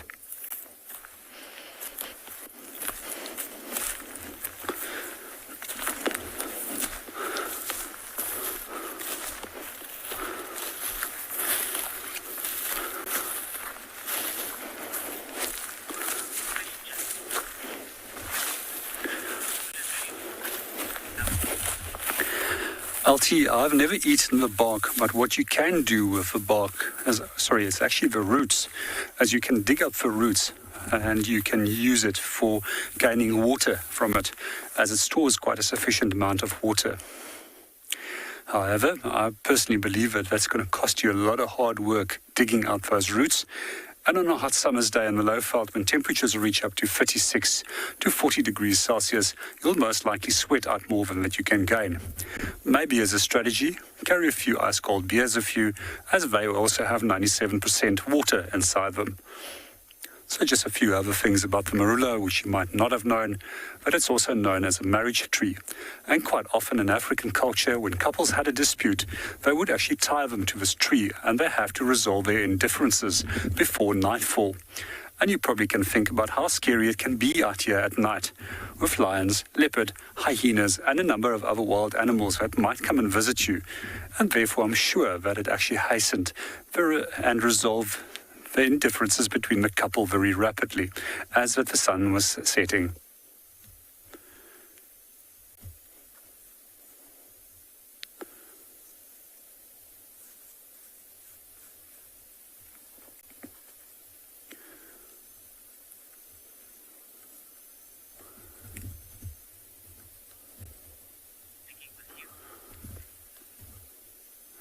We also quite often find that with the fruiting season being in its peak in February, we often find that elephants will move out of areas where these trees don't occur in large numbers and move en masse into these areas to come and feed on the fruits. As previously mentioned, and I'm sure that has been also mentioned in a number of different shows, as that elephants do not get drunk on this. So this is a common myth that was created and unfortunately carried over by many a guide. But elephants do get a lot of nourishment out of it. But in return, they also assist the tree in distributing the seeds. So we also find that elephant has got a very poor digestive system, and they reckon that they can possibly absorb some 40% of what they eat. So for a big elephant bull, which eats some 300 kilograms of food, that equates to 180 kilograms of dung in a day, which gets distributed all over. And inside that rich nutrient dung, these seeds will then start germinating after a while, and then from there on grow. So quite a few of the different plant species which we have in Africa also has evolved around elephants. And they actually got to the point where the seed has to go through the gut of the elephant to be able to germinate. Other than just elephants, we also find quite often that baboons, monkeys, and a number of other animals will relish these fruits. I've seen duiker quite a few times eating the fruit from underneath a tree, especially after they've been dropped down. So does warthogs. They will also feed on them once they've dropped off.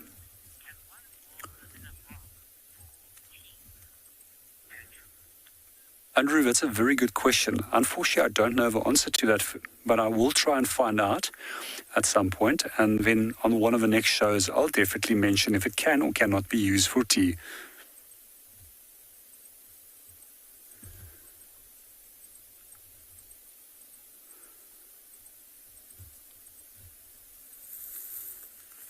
Well, coming back, while we earlier mentioned beer, the fruit is also often harvested by African people for that specific purpose, and they will make a marula beer out of that.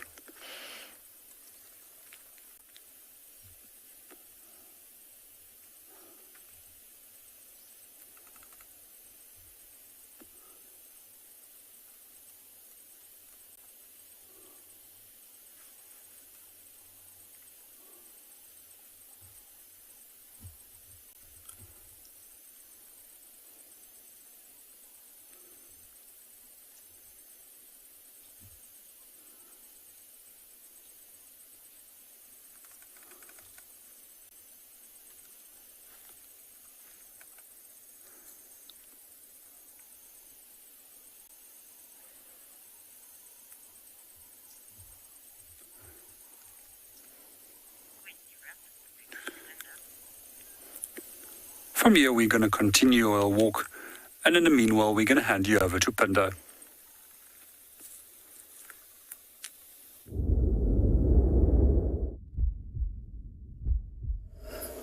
Welcome back to Phinda. We finally decided to leave those cheetah, and we found an incredibly beautiful spot on the reserve. We spoke a lot recently about how much rain we've had, and this area, usually totally barren and dry, is transformed into an absolutely gorgeous, gorgeous view here. There's a lot of those water lilies, and you'd expect quite a lot of bird life around this area. At the moment, we just had a crocodile that just seems to have gone under the water.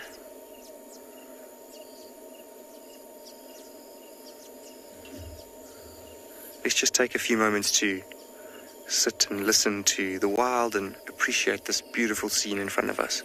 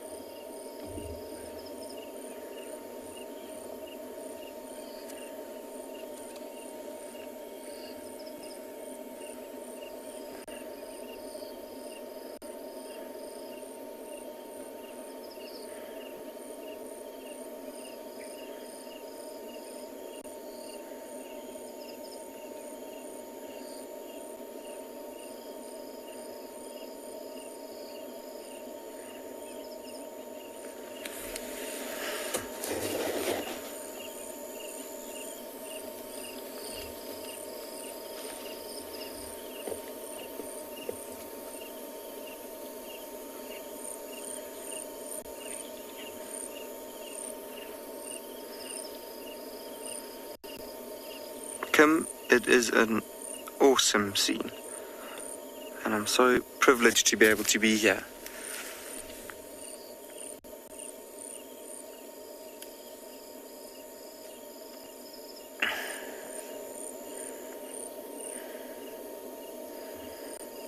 So amazing to be able to just sit here and wait for a little while and see what happens. You can see there's a lot of overhanging trees over this little annual river system. I'd imagine by the end of the dry season this will almost be dry again, and it'll actually take a year with a lot of rain like we've had this year to fill it up.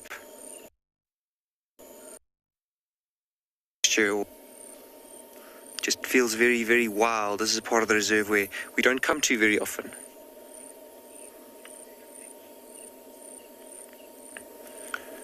So from this beautiful sunset scene, we're going to send you over to Steve, who's got something small for you.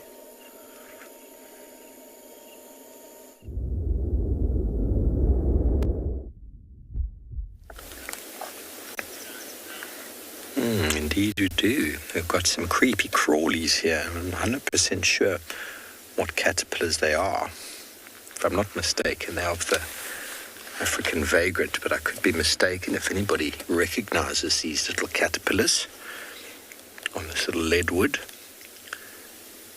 I don't think they are vagrant. They look quite furry now as we look again. But a little bit late in the season, it goes to show how when the rains and the seasonals are good, things will breed again. And these hairy caterpillars don't look very appetizing. We first arrived, there was a whole lot of flies trying to, I don't know what they were doing, but the caterpillars were flicking at them. So those defensive spikes are supposed to dissuade predation, and the hairs are irritating You'll actually find some birds, when they catch them, will wipe them off to try and get all of those hairs off, but it does make it a difficult meal. But yet, there are many, many caterpillars around. But normally, hatching in the early summer, when the vegetation's at its peak. But as I said, when seasons are good. So cuckoos, for example, seeing as we like to talk about birds this afternoon, they come all the way to southern hemisphere, to South Africa, specifically for caterpillars. It's their primary diet. They don't really eat much else. And the class's cuckoo actually overwinters in many of our forest areas. Our forest areas are year-round rainfall. And so the cuckoo gets its sustenance through caterpillars in that way. But for the most part, most caterpillars are here in the summer. And this variety is a little bit late, but they do sort of hold together like that as a protection. But they've also probably hatched just on the branch there. Now, Dean, there's a number of different caterpillar species. Some are hairy, some are smooth, some are just big grub-looking like organisms.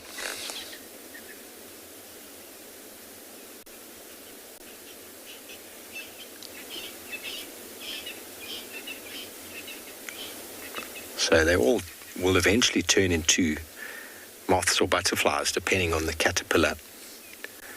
But they don't all look the same.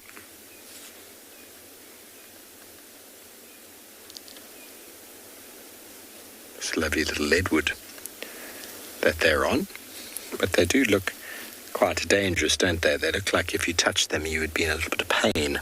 Morgan, give them a little touch there. Good, thanks. Morgan's not keen, everybody. He's not keen. You get a hairy caterpillar on your skin. I've seen a few people get them in their shirt. You know, they fall off branches and things. They fall in your shirt. And those hairs, they irritate your skin. You actually get rashes all over the body. You don't even know it's there initially until you just start to come out in welts. And that's not a very nice feeling to have. Obviously, that's a protection. These organisms want to try and save themselves from being eaten. And obviously, they would also prefer not to fall down the back of your shirt, because you just get squashed there, but that does happen. But I'm not 100% sure on the species, so if anybody does know, you're most welcome to let me know.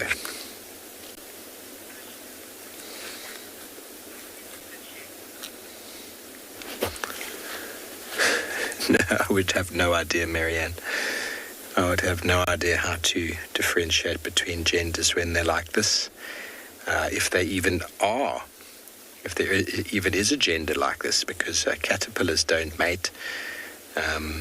Butterflies will mate. Or moths when they're adults.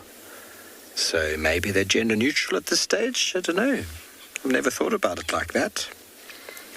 Maybe they go into the cocoon and they pick, I'm going to be...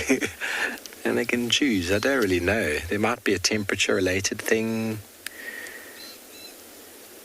No idea if caterpillars are actually male or female. That's a very interesting question. I'm guessing you don't know, Morgan. No, Morgan didn't know that one. He knows most of them. No idea. I've never honestly considered male or female caterpillars. Obviously, the adults have to mate to reproduce. But are they male or female at this stage? We have a hot topic this afternoon. Hot topic of discussion. Hot topic of debate.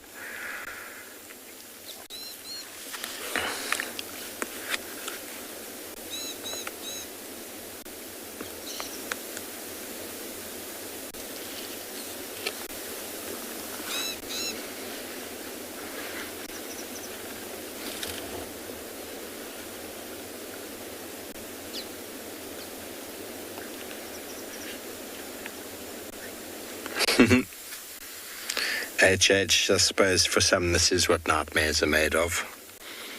Especially if we punched in even further and we got a caterpillar right up on the screen. Don't do it, Morgan.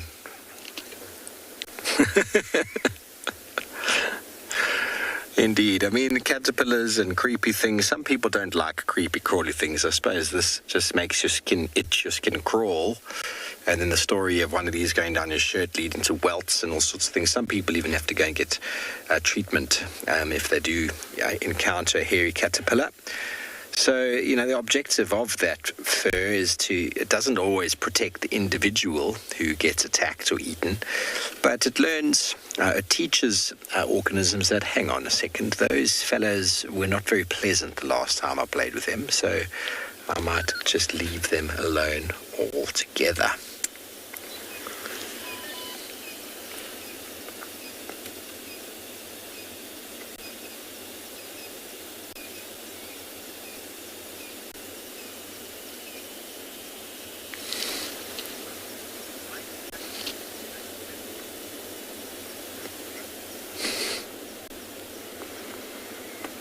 Christopher, you want to know why caterpillars like apples? Now, what I'm guessing you adding to then the question there is worms in apples, right?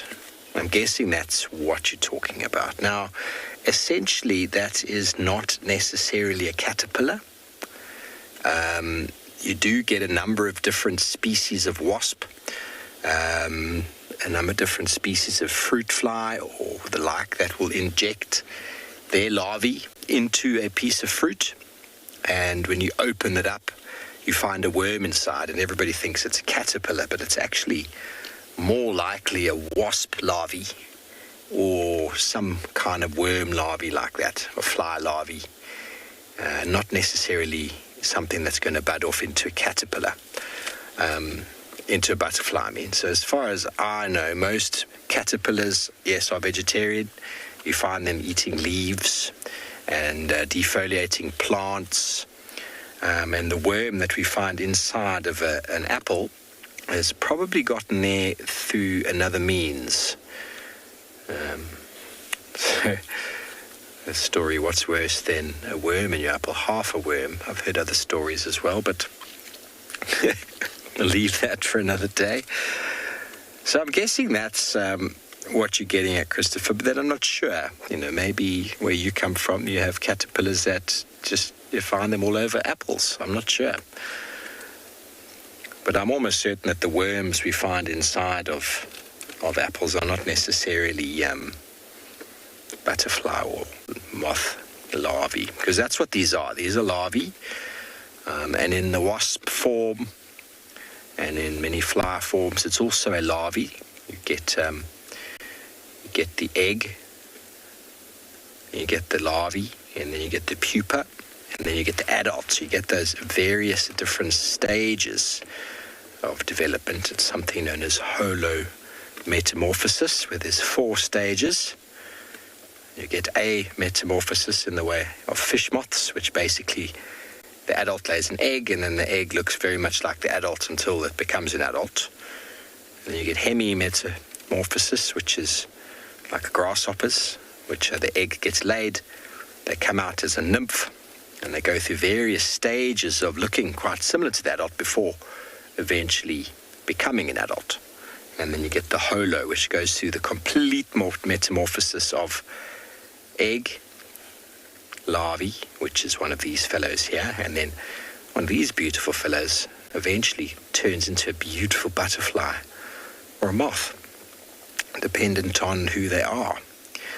And what's quite amazing is that they go into the pupa, into the cocoon, and the exact same cells, this organism will dissolve itself inside the pupa and come out as a completely different looking organism, but made up of the same material.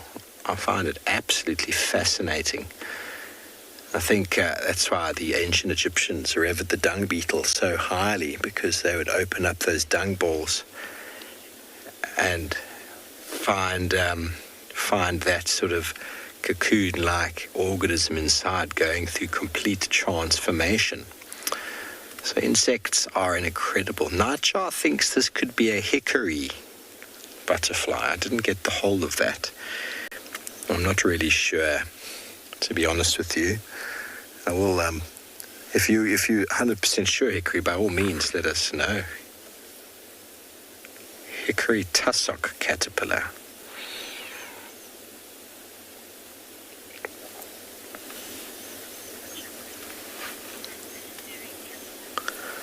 Processionary. Watch and wait thinks processionary. I haven't seen processionaries in so long. I mean, they normally occur in much larger numbers. These do have a very similar appeal to them. They do have a very similar look to them. Processionary, they do look very similar. Watch and wait, I think you might be right. It seems like we've skipped a season. Like last year, we didn't really see these fellows around. But the processionaries, they do have a very similar sort of look to them. And they do like to occur in a very similar sort of clump. And you often find them in a group moving across the road or across somewhere.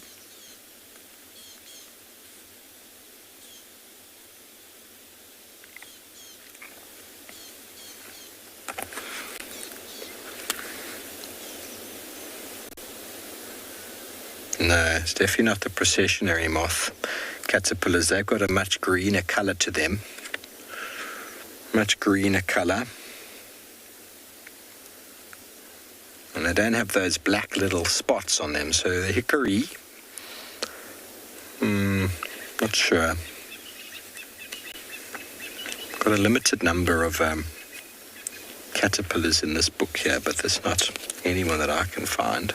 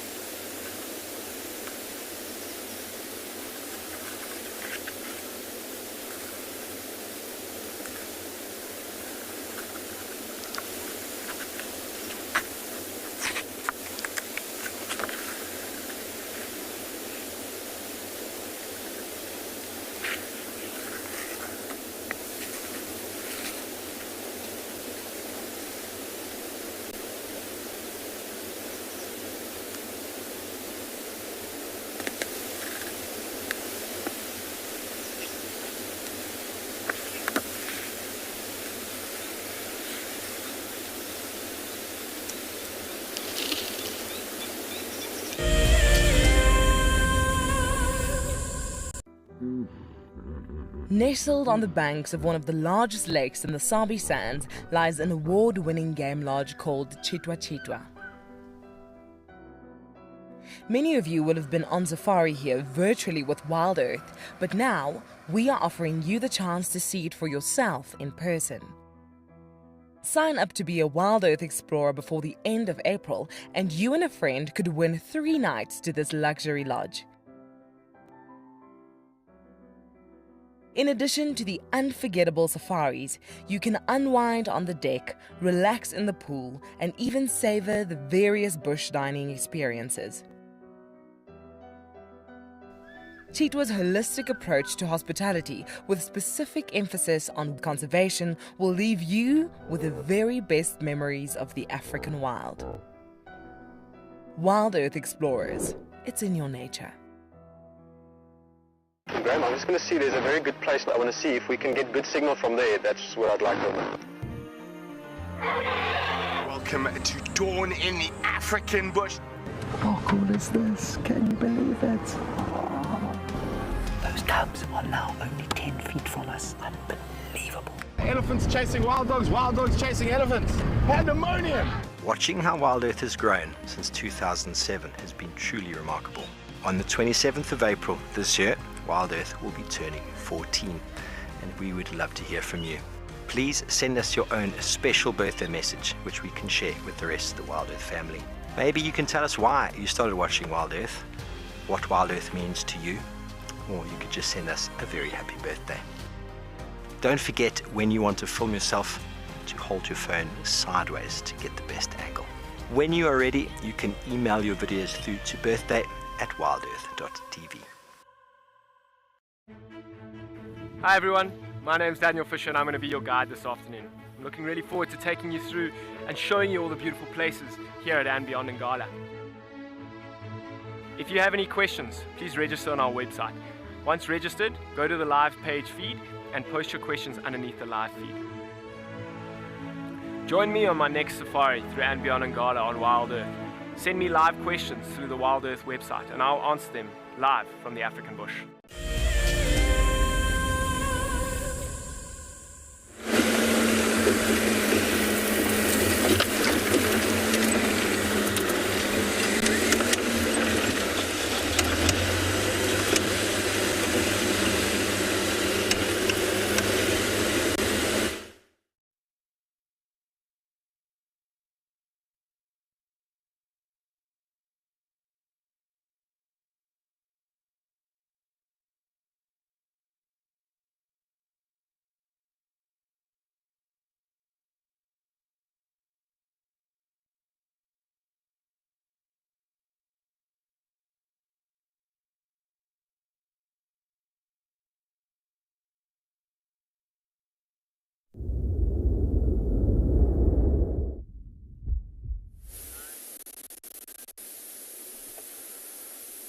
Look at what we have in front of us here.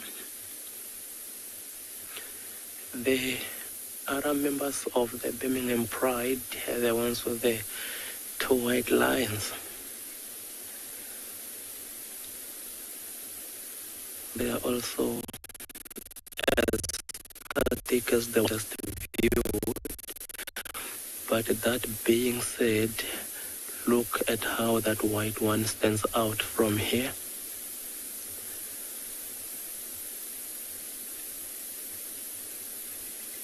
And it's quite nice to see these white ones close to these normal tawny lions, because you can actually see that color. You will be able to compare quite accurately.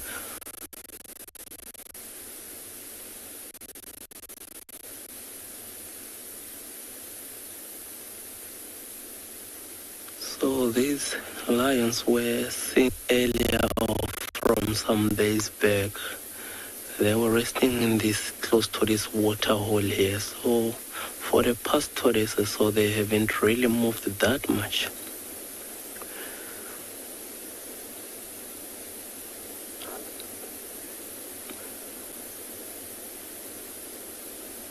So if you can recall, last time they were seen, they had very full bellies. Actually, it looked like they might have fed at a time from something that was quite big.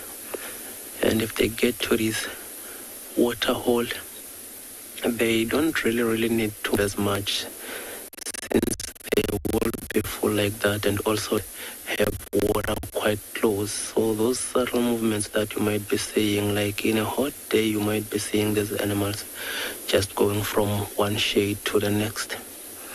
Not so much now that it's not that hot. As you can see, they also that one flipping.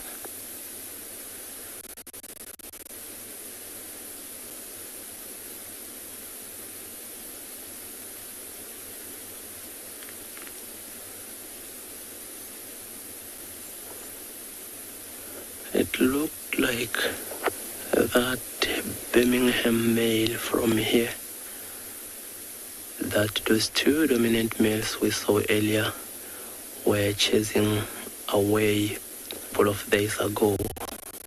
So it's like he has decided to leave that area and come and join up with these ones.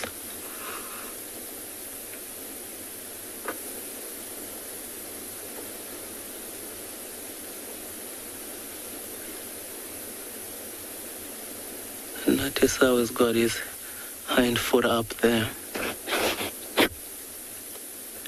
exposing his white underpart.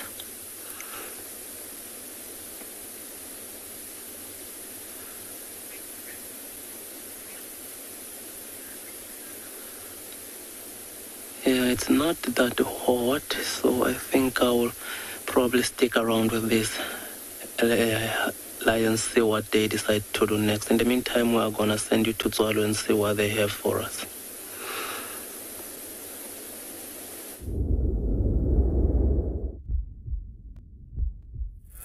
So we've just come past a stomping pit, or a rolling pit.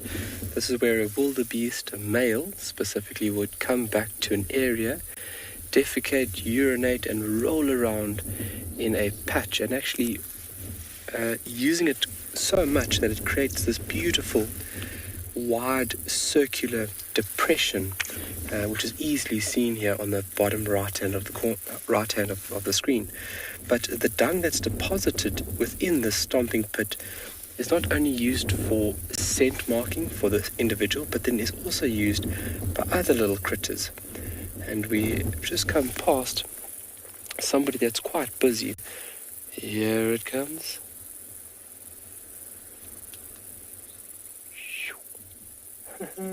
Little bulldozer.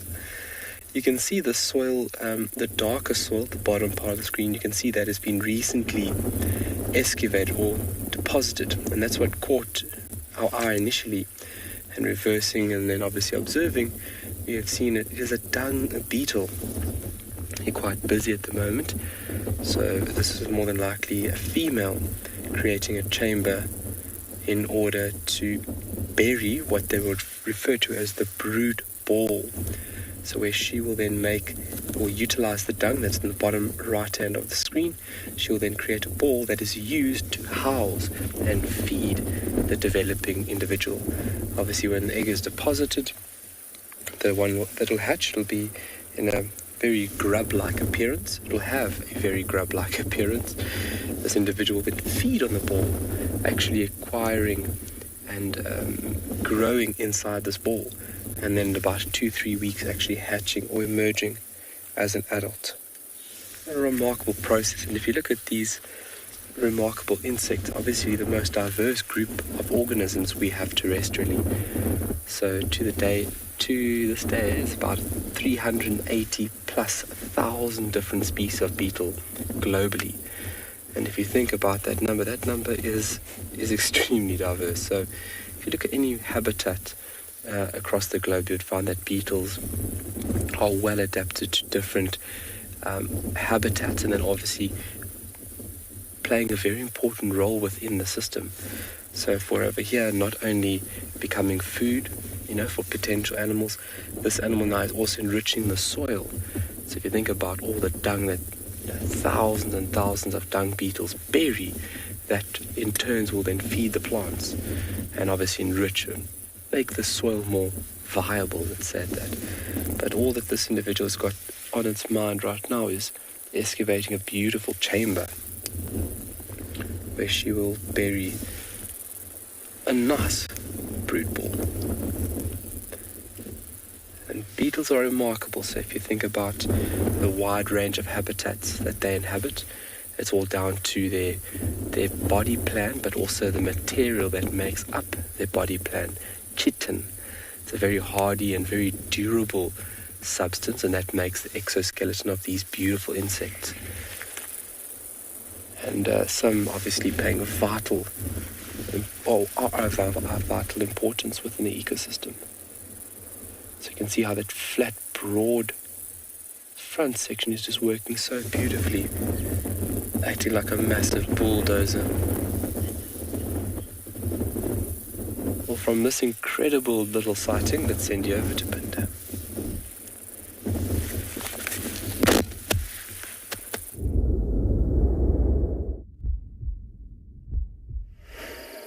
Welcome back to Phinda. We decided to give these cheetahs a little bit of time, and I was hoping that they would move around a little bit while we were gone, but it seems like they've moved the grand total of about 20 meters. This is the kind of area that we've spoke about this quite a lot, that they'll feel comfortable in, so it's possible that they may stay here overnight. You can see it's getting a lot darker here now, and it's unlikely that mother But like anything out here in the bush, you just never know. Anything is possible. You can see the behavior is very similar to what we saw before as well. Just in between resting and looking out, there's a tail flick every now and then. They flick their ears to try and possibly or probably get rid of flies that would have landed on them.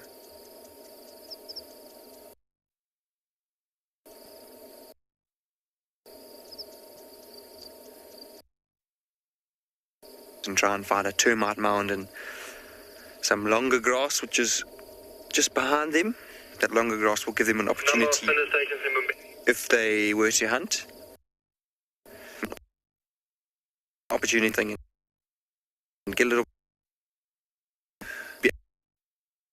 be open. The cub, I mentioned how the cub tried to chase some impala. It just had no cover at all. So we're going to sit with them and wait to see if anything else happens.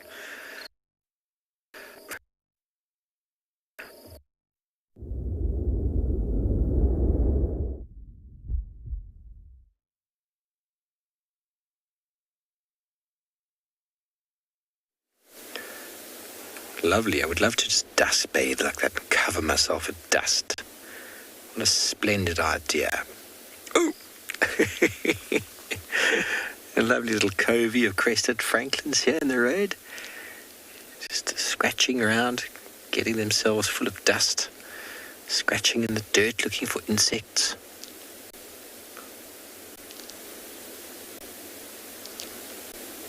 A little bit of elephant dung or some buffalo dung there with some insects that they're scratching through. Nothing escapes the watchful eyes of a crested franklin in the search for food. Seeds off the grasses or on the ground. The digging, very important for the ecology of the area. The scratching and the digging helps to bury seeds, helps to open up the ground, helps to unpack some hard compaction. And the seeds that they eat also get distributed. At the same time, they also serve a very important food source for many of our birds of prey.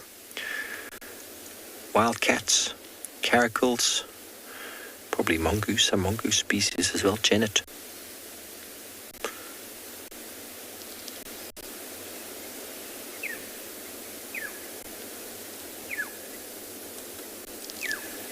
This fellow on the road looks like he's had a very tough time with those back feathers there on the tail.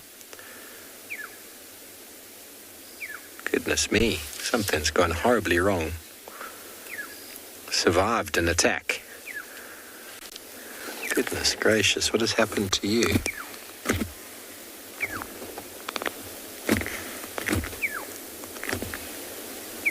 Now that is what could happen if one evaded. Is because you can see the rump of the one on the right. There's a whole tail there. That one is missing its bottom. Look at that one, it's got a bottom. The other one does not. Now, these birds do escape predators from time to time, and, well, if you've still got most of your body and are just missing your bottom, I suppose you've done well.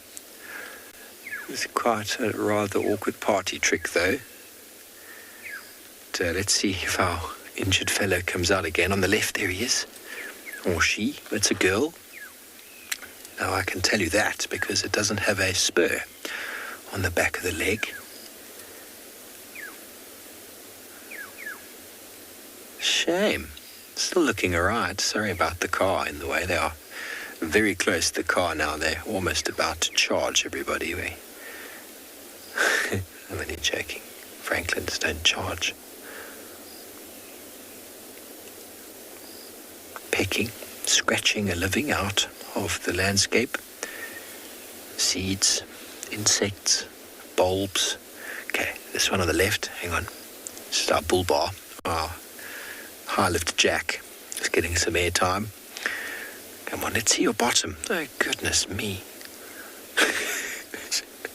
She's missing her rump, everybody. Now, that could have been from a bird of prey. Maybe she flew off and it grabbed her bottom and let go, and she got away, or a small cat got her and she got away. Definitely Doesn't look very comfortable, but she seems to be all right. She's a bit bedraggled this afternoon, but I'm sure she'll be okay. Yes, Debbie, I have seen them fighting. The Franklins and Spurfowl, they get quite aggressive, the boys. The boys are easily noticed because they've got the spur on the back of the leg, and they puff themselves up, and they, like chickens, this one at the back is the man. This one right at the back, you see the spur on the back of the leg there. Can you see it? Spur high up on the ankle. They use that for fighting. So they jump up, legs in the air, and they actually try to hit each other with that spur. And feathers go flying, and apparently bottoms fall off as well sometimes. But let's quickly send you over to Phinda, whose cheetahs are about to hunt.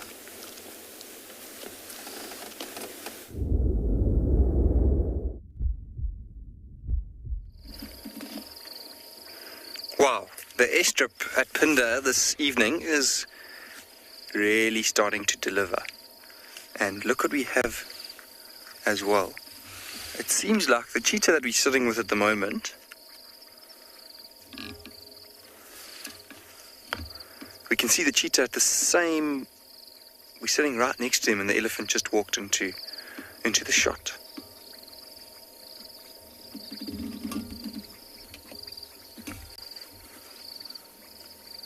And you can also see an Ngala bull just in front of that cub, and you can see it's just trying to steal as much distance as it can. Typical behavior from a predator like a cheetah. This is really, really cool to have a huge elephant tusker just in the background while a cheetah is stalking an Ngala. And notice the Ngala's got no idea that these cheetah are here. It's just walking around slowly, grazing.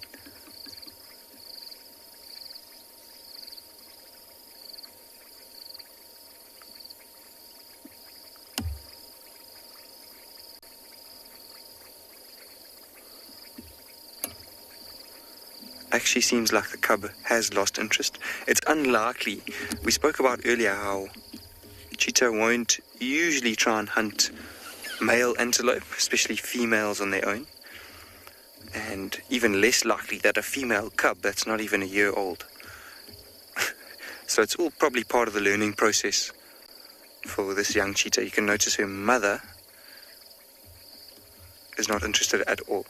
And that just shows a bit of experience. Her mum knows that that Ngala is way too big for them to try and catch. And just a bit too dangerous as well. So the Ngala seems to have spotted something. Might not be sure exactly what it is.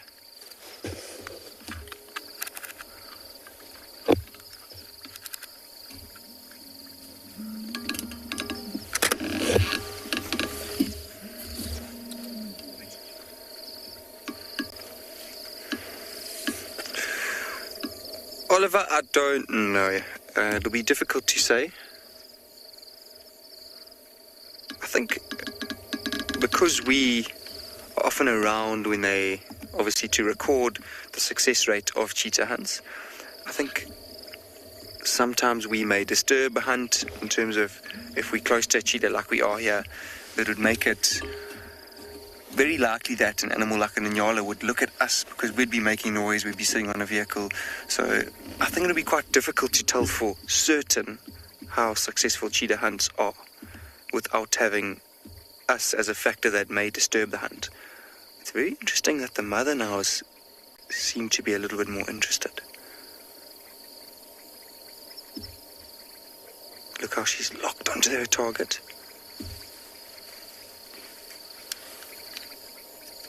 This is incredible.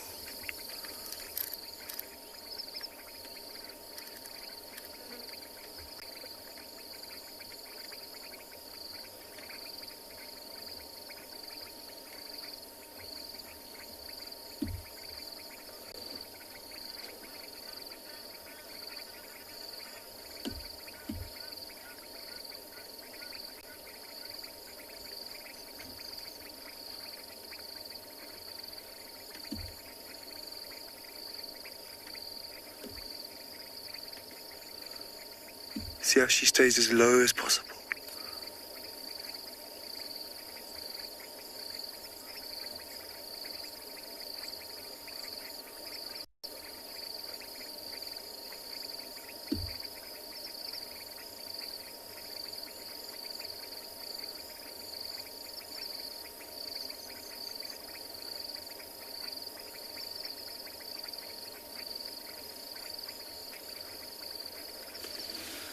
There's so much tension.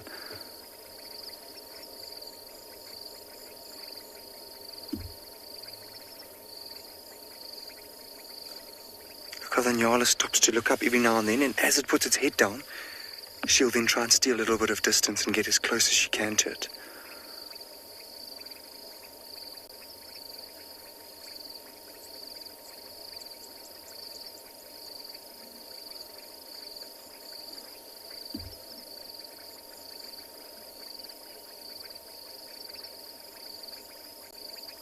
See, it looked up there and now she's stopped, dead still.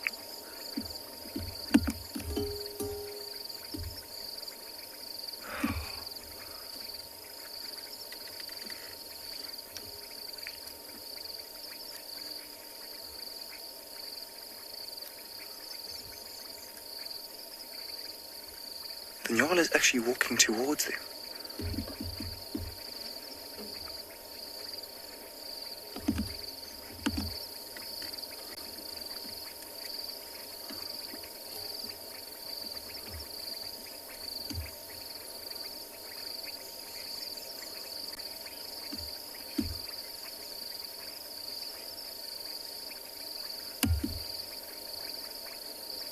Matthew, right, this will be very interesting. I think it's very unlikely that she could definitely catch it, but it'll be a very, very, very difficult struggle for her. But like we always say, anything is possible in the bush.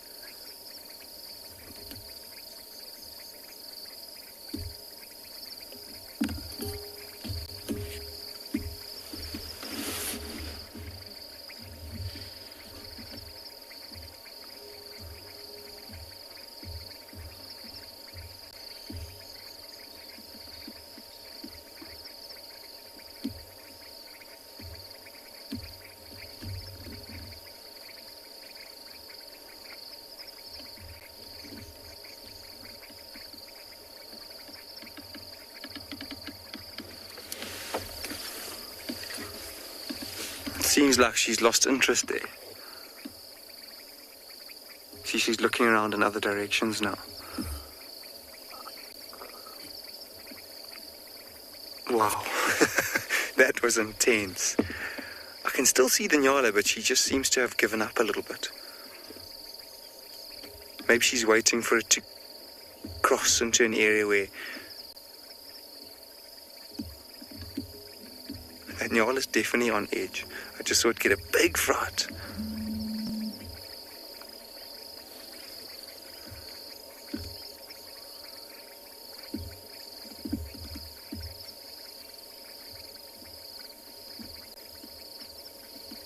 Wow, that was incredible.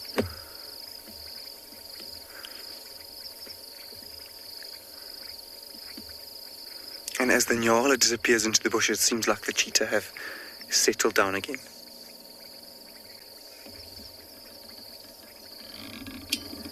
So I think we'll stick around at least for a few more minutes and just to see what else may happen here. But for now, let's send you to Tswalu, who have a bird.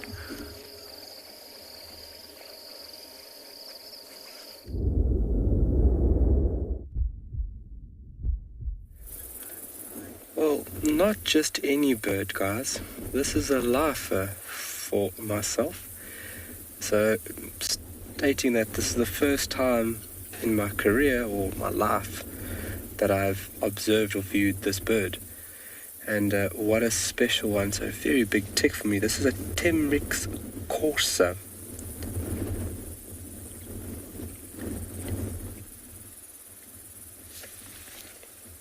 Temrix corsa, really beautiful little corsa species.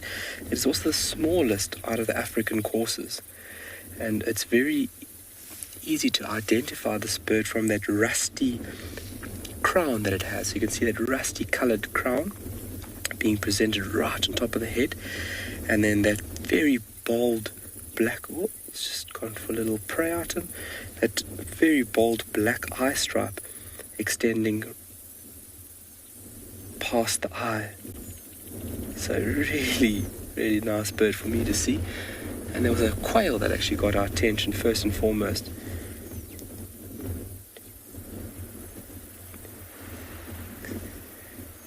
And then obviously spotting this Temminck's courser. It's just be up there, it comes. Yes, look at that. Oh, there's its partner.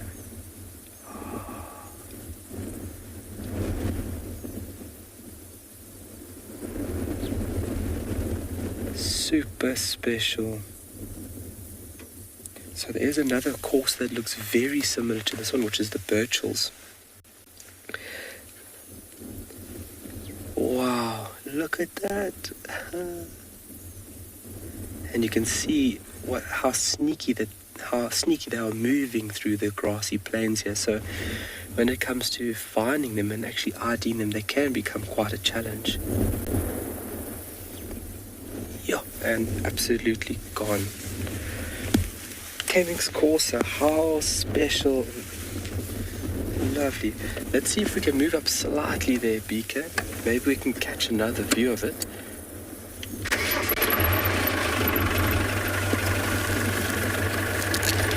Let's just move up a little bit over here. You can see how they move, stop. Very sneaky behavior. This is where they inhabit these grassy sections of Tswalu.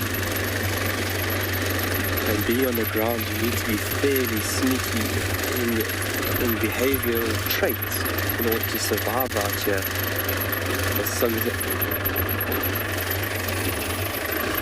Let's just take a look over there. Okay.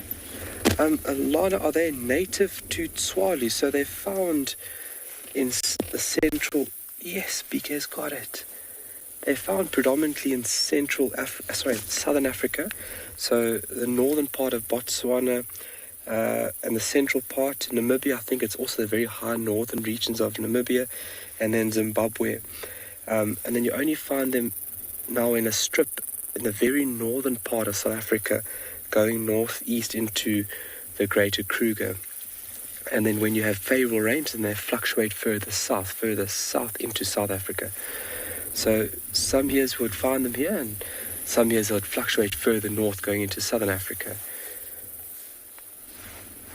Really special sighting in both of them, and we found them the second time, which is even better.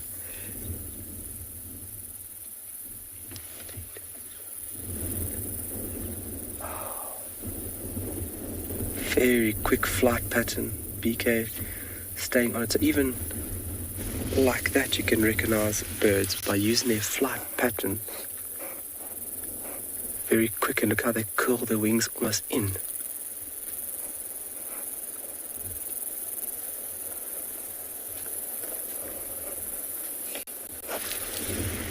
Wow, fantastic. That doesn't happen every day. That doesn't happen every day. What a special sighting. And that was just because myself and BK went really slowly along this road. Went through the area where the cheetah was seen this morning. But from communication with the guide, she was very skittish, so not viewed a lot. And we are just using these roads to see if we can pick up any tracks, but there's been nothing so far. But it shows you how important it is just to slow down. And it's when you slow down, it's when you find these sneaky little things that you don't normally get to see. Otherwise, if we're driving fast, we would have gone right past that bird. But a very beautiful scene out to the west of here.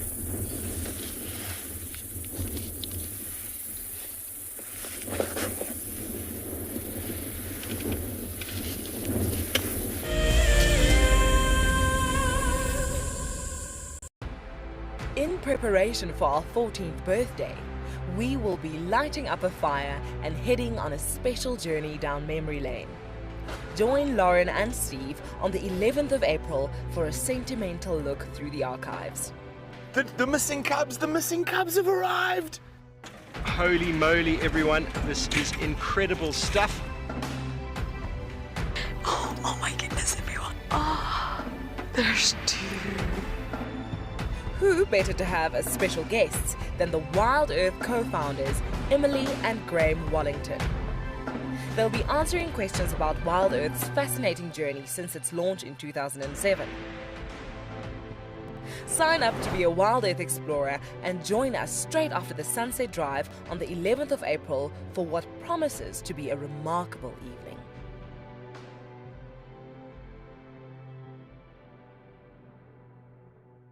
So in 1998, we had this idea to go and put a live web camera on a waterhole somewhere in the Sabi sands next to the Kruger National Park. And I approached just about every single landowner and everybody thought I was completely crazy until I met Yuri and Pippa Moorman. We thought it was definitely a fun idea and a worthwhile thing to experiment. And it immediately became a runaway success. And it gave people all around the world the opportunity to watch a little piece of Africa day and night. Back in 1998, it was the very early stages of the internet. And all we were able to do was to get a 30-second refreshing JPEG out of that camera. But over time, what we began to do is focus more and more on trying to develop this concept of giving people the opportunity to go on safari. Even though we live just 500 meters up this hill, we still put the camera on to see what's happening. Absolutely, we watch it ourselves. Hello, I'm Marna, your WildEarth safari guide from andBeyond Ngala. What I really like about connecting with WildEarth viewers is that we get to speak to viewers instantly and I get to show you this beautiful property. If you want to ask me a question, register on the WildEarth website. Simply head over to the live safari page and you can submit your questions there. Join me or one of the other guides twice a day on WildEarth.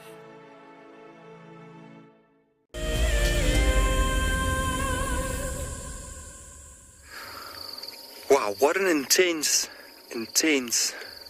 sighting we had earlier. And we've just sat in exactly the same place and the cheetah have actually moved back towards us. It seems like they really enjoy sitting on this open patch of bare ground here. You can see the cub's still very, very alert. She's got her head up constantly. The mother has seemed to be relaxed. Has seemed to relax a little bit more.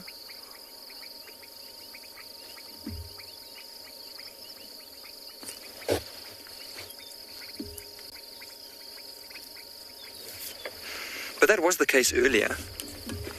And then when there was a good chance, it was a very good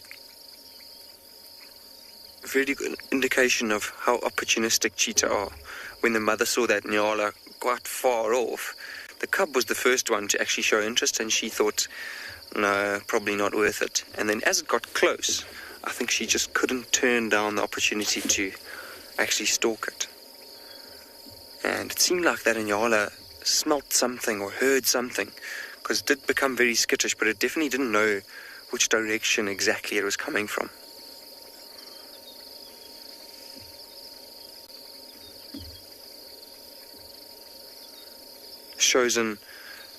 Just gives an indication of how awesome their camouflage is. It's maybe not so obvious to us because we see in colour, but for an animal like a Ngala, who see in black and white, we're very difficult to distinguish a difference between their coats and the grass all around them.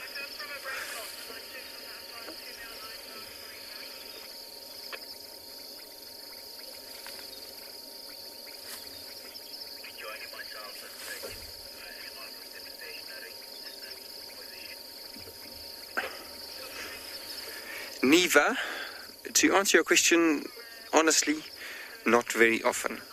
So it's a survival tactic of cheetah to have big litters of cubs, and even if 3 of those cubs survive, it will be a successful story for them, or very successful story. Often I was telling you how I've heard of litters of up to 7 cubs, and it's obviously very difficult for a mom to look after 7 cubs at once.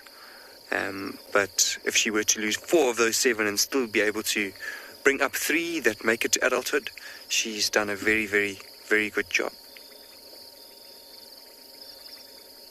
In places where the lion density is high, it's even more difficult. And not only lion density, densities of leopards and hyenas would also play a big part in how difficult it is for them to bring up their cubs.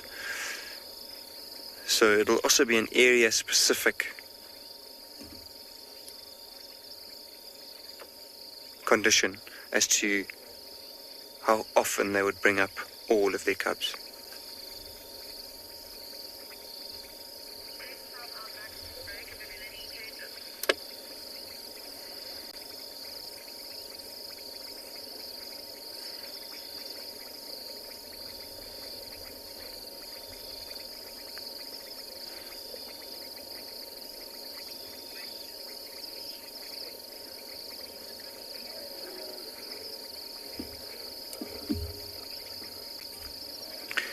Gumi, I think it would be able to. So an animal like a scrub hare, it's definitely fast enough and physically able to hunt down a scrub hare. It's just a question of whether or not it's learned enough techniques to get as close as possible without being seen and then chasing it down. But yes, I think it would be able to hunt something something small on its own.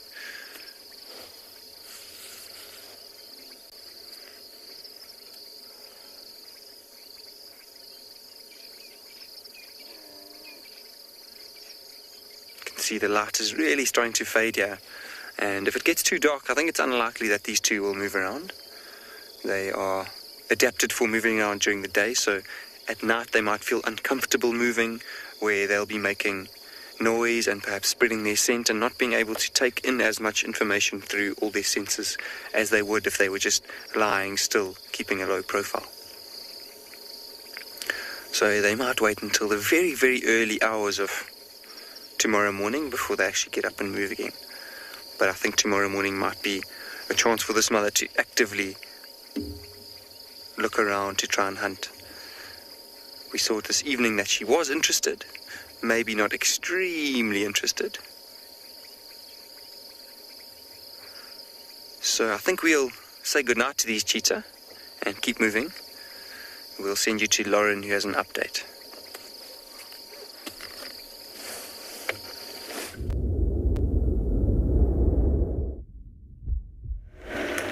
Sadly, I do not have much of an update, I'm afraid. It's also getting dark here in Juma, spotlights out. We have tried very, very hard to work some tracks for leopards. Sadly, no tracks at all. Lots is happening in Little Giraffe. I think there's 3 leopards there. And as I mentioned earlier, Tswalu is on a kill on Little Giraffe. And apparently she's not in a very good way. I have asked if I can see some photos. She'll be fine, don't get me wrong, she's just got lots of scratches.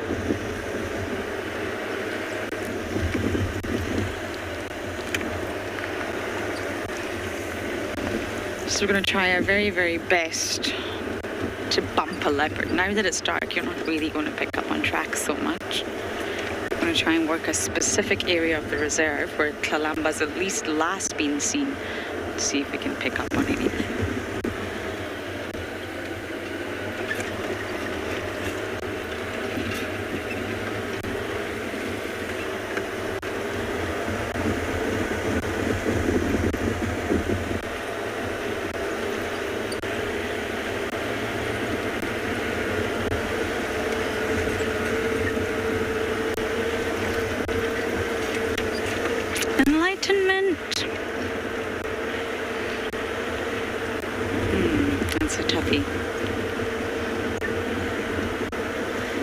Probably the Mamba scenario. Do you remember that one, Dobby? It was on this very road Dobby and I were driving. We were not live, but back then it was only a 2-feet show.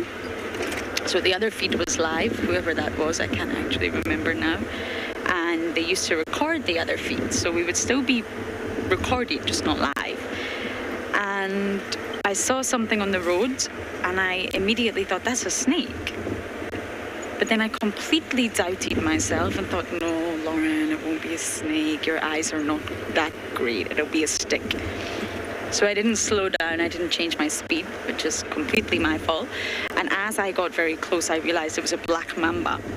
So of course at that moment I slammed on the brakes and the mamba reared up at the side of my vehicle. I don't know if all of you know this, but we don't actually have a door at the side. It's completely open. And the mamba reared its entire body up. And how close do you think it was to the car, Davi? Too close.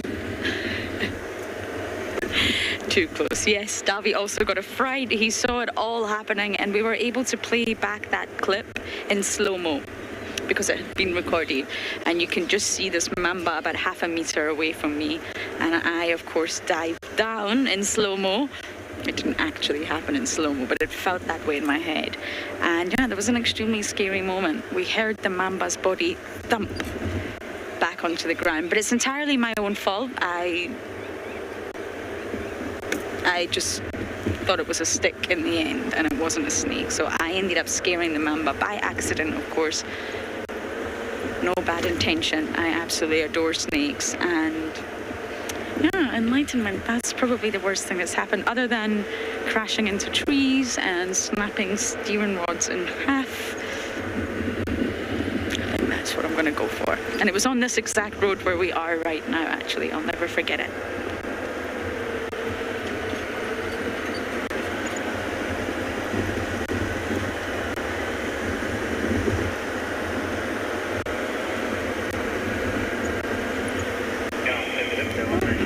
Drive radio.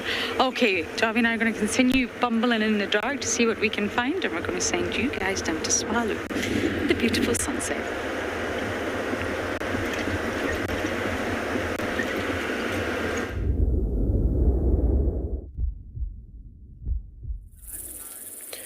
And a beautiful sunset it is. Still in awe with my little lifer. But a beautiful sunset, magical one at that. Those beautiful rays stretching far across the sky. And the clouds obviously intensifying and just creating a little extra something on the sunset for us.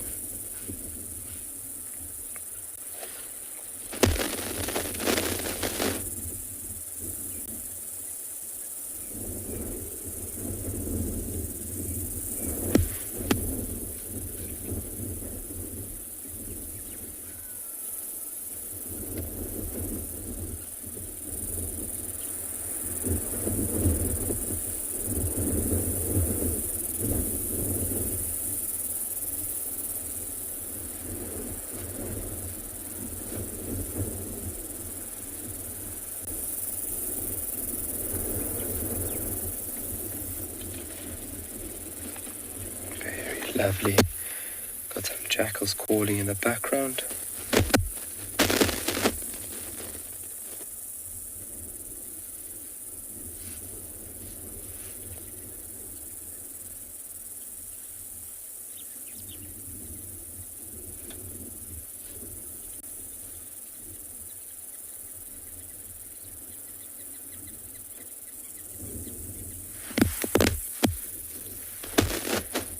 See how the colour is slightly changing. You can actually see how fast we are moving around that star.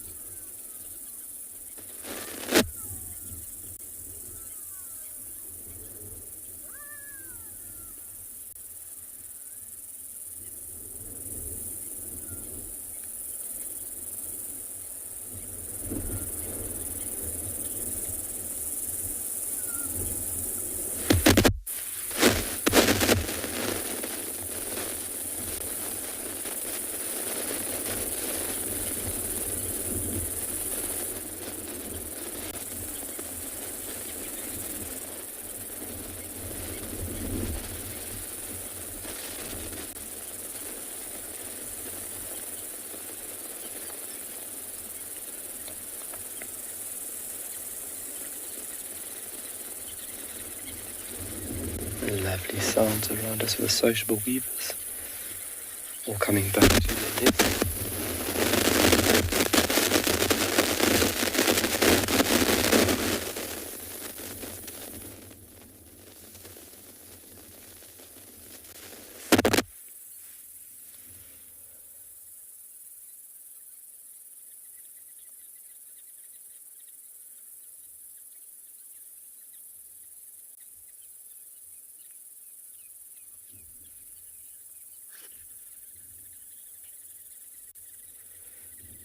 Olivia, wonderful comment there. They definitely don't.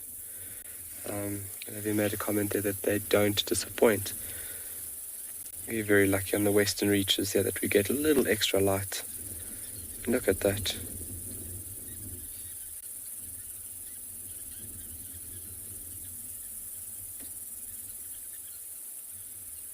And we'll see you tomorrow morning. Wow. Picturesque. Nice silver lining on the bottom left-hand cloud there.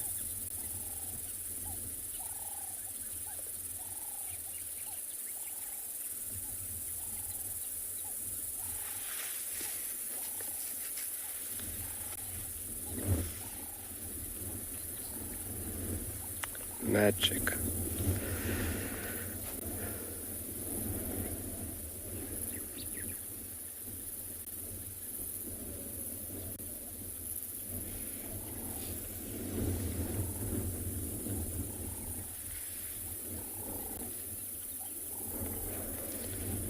I must see the change now.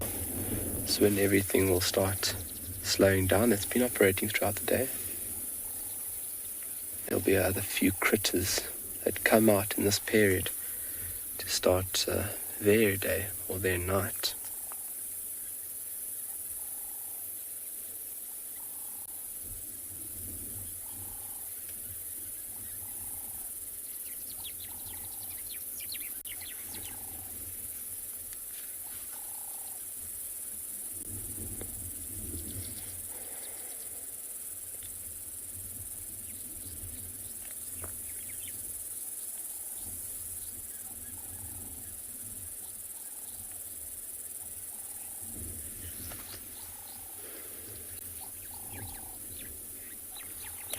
Linda, it is very breathtaking. The colors, the shapes, the shades. It is all in one picture. It's absolutely lovely. This is the time you want to be sitting out here and just remaining still. Almost allowing your own body just to slow down as well.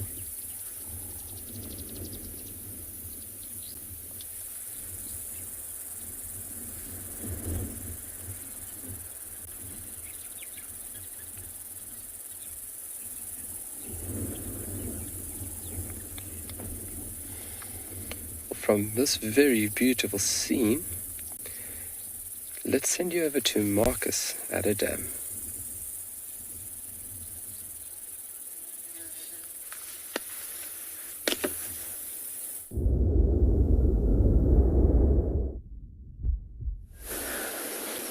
Look at what we have here. So the past couple of drives that we actually came into this waterhole, we had that Birmingham Pride on the northern side or the northern end of the waterhole. And now looks like we have got a hippo that just came out now for grazing.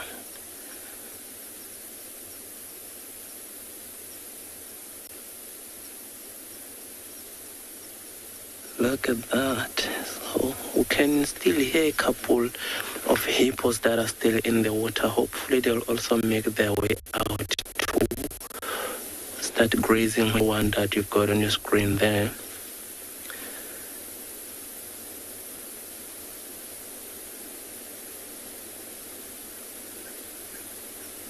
And you see how he's grazing quite close to this water hole. He doesn't really have to go far. So he has a lot of grass close to this water hole, and should something maybe startle him, He's quite close to this water hole, so he'll just make his way in to the water.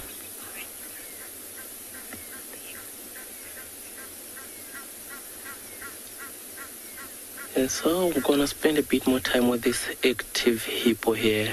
In the meantime, we are gonna send you over to Steve and see what he...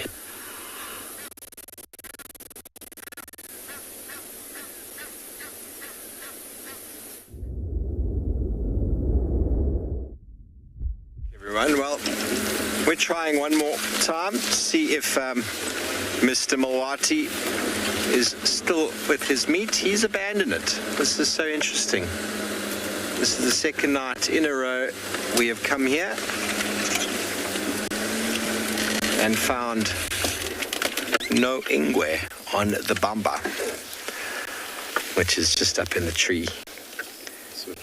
We're going to have to go to infrared to see the carcass, and if it is not something that you're a big fan of, everybody, try not to have a look right now, but it's a very dead warthog that I reckon right now has turned to biltong or beef jerky.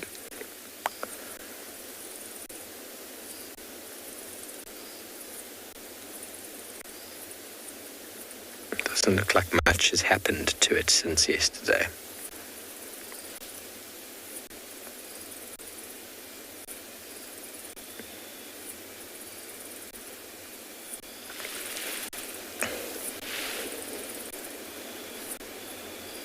I'm almost certain he's found something more fresh.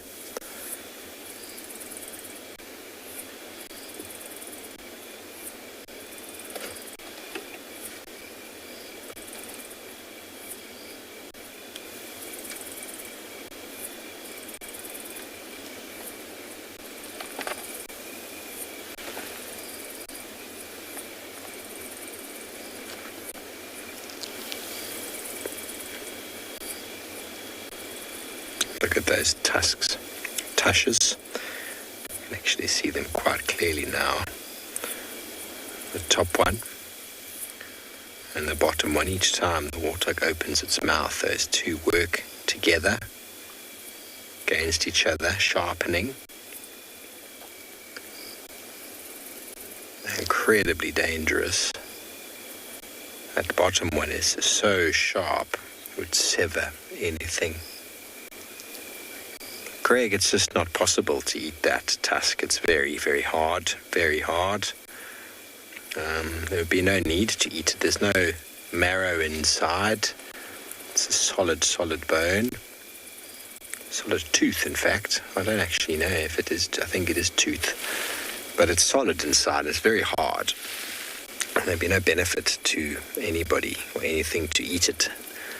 The only benefit that would be given is a broken tooth. Very, very hard. But most of the animal itself, the softer bones, the skin, hooves, all of that would normally get eaten. But, leopards have, they do this. It's not common for them to leave for 2 days at least. Probably means he's either dead or he's got another kill. It's most likely he's got another kill. Let's not get too dramatic. Sorry. But something will find it. He will come back. I've had leopards up the tree with more than one kill before. I've also had Ngala lead me to a tree where he left something that was way past its sell-by date. It did turn into proper biltong, beef jerky, like really, really crunchy. And there's still nutrients in that. Still nutrients. The only problem is that as it gets to a stage, obviously the insects are starting to diminish.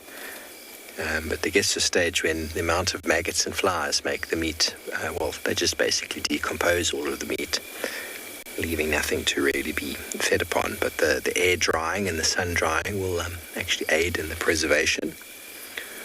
It'll turn it to a very hard substance.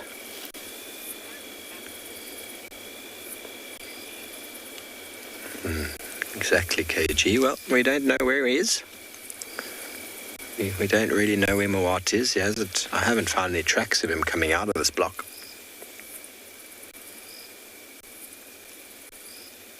leaving it for another day. A little larder, perhaps.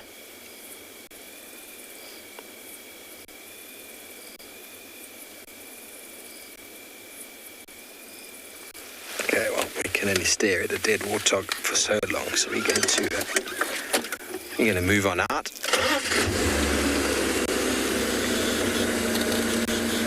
Head back to the road.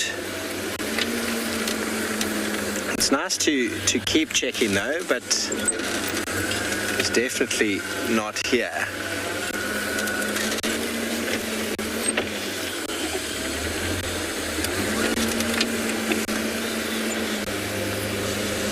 Okay, well, we're going to carry on and send you back over to Lauren.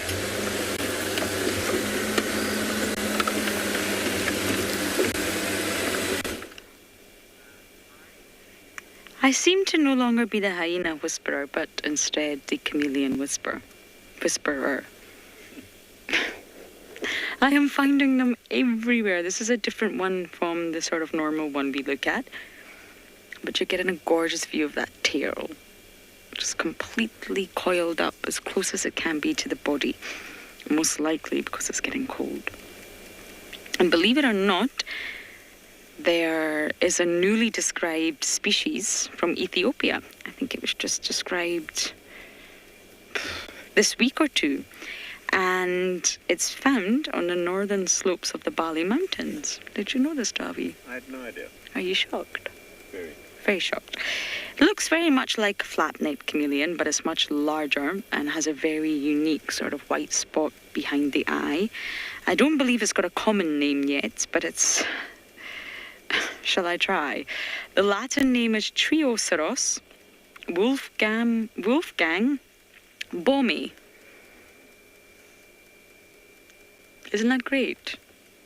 Trioceros Wolfgang Bomi.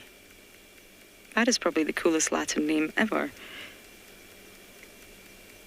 But yes, maybe it was thought to be a flatneck for a long time, but they've recently discovered that it's not. And the paper confirming this new species has been published in Zoo Systematics and Evolution Journal. If you are interested, if any of you are huge chameleon fans. And of course, the Bali Mountains in Ethiopia, Darby and I spent quite some time there looking for the wolf, is actually the largest Afro-alpine habitat in the world. So it's a really, really unique zone, and it's a biodiversity hotspot. It's home to many unique endemic species, including the wolf, including the mountain Ngala, and even the giant mole rat. It is also critical for human populations. It actually provides 12 million people with water across Ethiopia, Kenya, and Somalia. And they've obviously found a new chameleon. So when you think you know all the species, you don't. Do you know that? You've got a new cousin, Mr. Flapneck.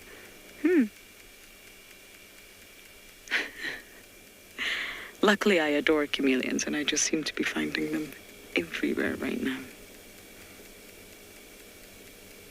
And of course, they're easy to spot at night time, as many of you know. But I am intrigued to know what they're going to call this new species. If that's the Latin name, my goodness, I wonder what the common name will be. Wolfgang, hopefully. But they do name a lot of the Latin names to recognize the person or the scientist that discovered the species. So I'm sure that person who discovered it was a Wolfgang. There's also a species of insect named after Beyonce. She didn't discover it though, which is rather disappointing. Come on, Beyonce.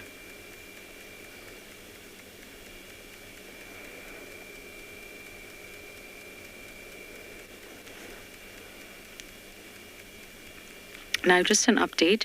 We visited the hyena den and not active, I'm afraid, which is really heartbreaking. But we did bump into Swazi and another male. I wondered if it was possibly Falco.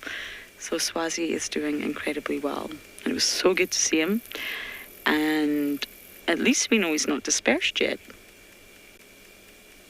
Unless he's joined the Elephant Plains clan, of course. Okay, we're going to let this little chameleon be and go and see how many other chameleons we can find.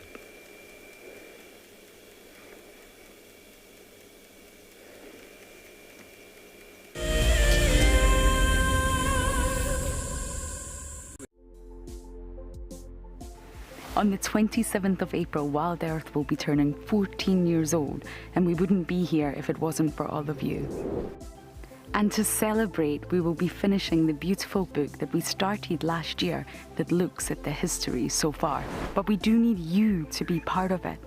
Please submit your most memorable sighting, or what WildEarth means to you, or even just your name and a comment to be included inside the book.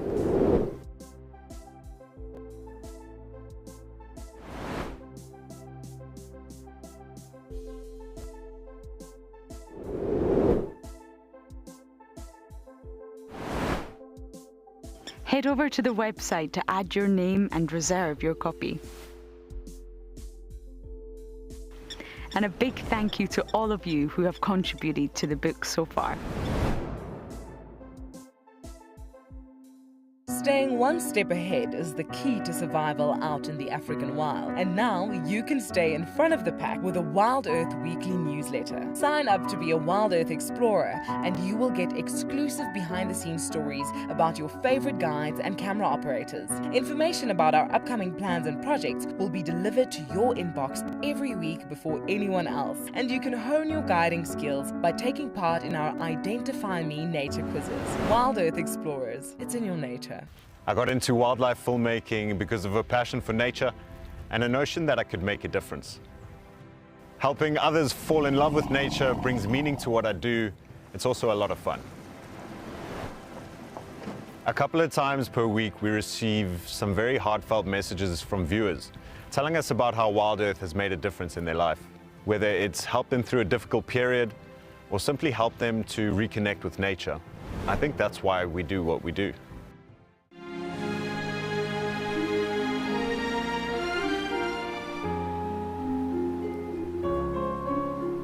You are cheeky. That was a brave decision. Amber Eyes is... Oh. That is so magic. That was absolutely wonderful. Amber Eyes just gave that cub an enormous hug. Expect the unexpected here on WildEarth.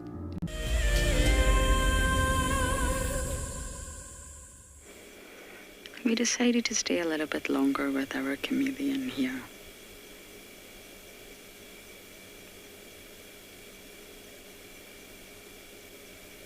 He's not as sleepy as the one from last night, that's for sure. It fell asleep on us mid-segment.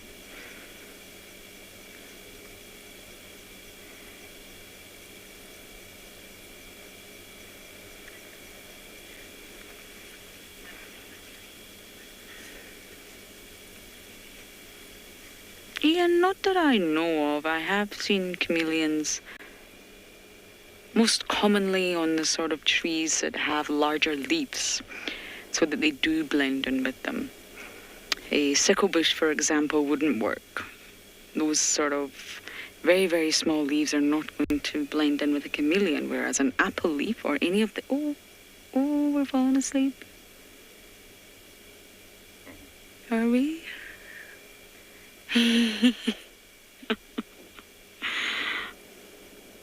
I keep putting chameleons to sleep. What is wrong with me? Slowly but surely. Yes, apple leaf and combretums. Your russet bush willow, your red bush willow are the ones that I sort of see chameleons in the most out here. They've got to blend in, and they are definitely not the largest chameleon species, but probably about the size of my hands when they've got their tail all curled up. So they do need to blend in with larger leaf trees.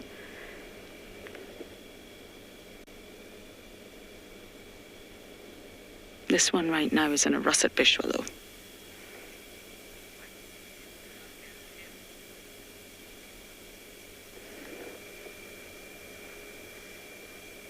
I didn't catch that name, but I did touch on it earlier, so it's most likely to stay tightly sort of packed, to be cozy for night times. Cold night, winter's really, really here, and curling up the tail like that probably retains the body heat. Just like we curl up into a ball when we're cold at night.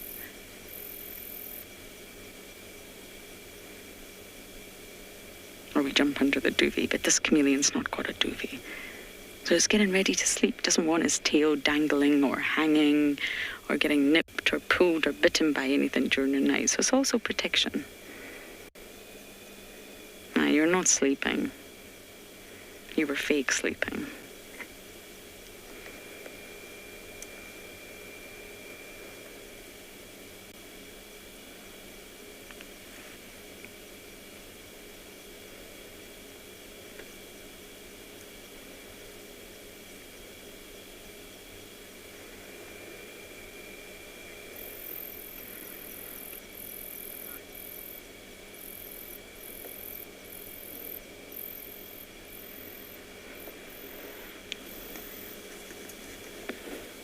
Now, little chameleon, we are going to let you be now.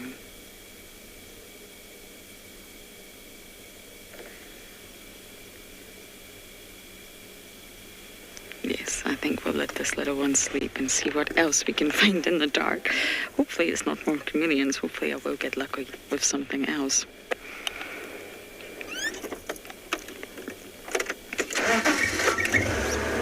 There we go. Wendy is starting again all of a sudden, which is wonderful news. She had a rough morning this morning, dear old Wendy Lean.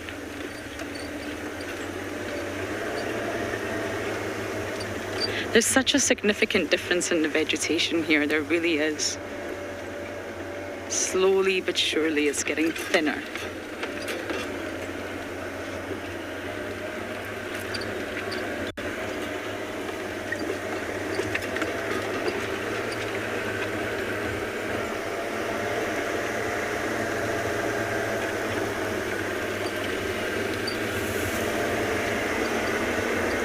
Really hoping we can catch a nocturnal predator. Last night, Davy and I actually bumped into that civet again. Maybe that's a good shout, Davy. Shall we go and try the civet? It's 2 nights in a row that we've bumped into the civet on the same place on the same road. So he's definitely not habituated, not by a long shot, but we can go and see if we can get lucky with him tonight. Have the camera ready.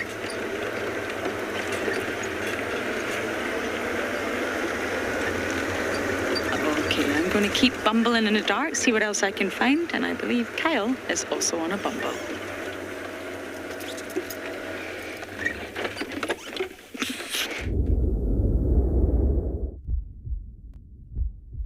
I would love to see a civet. I've never seen one, but for some reason, an African civet, I think they are amazing animals. Maybe one day I'll be lucky. So we're just bumbling along here. We've come through this pan here just behind us, just to the west of us. There's a few wildebeest here, but not too much happening. So we are just going along this road very slowly. If any tracks that might come up across the road, hopefully we can also spot something. Now we're just bumbling along. I love using that term. Bumbling along.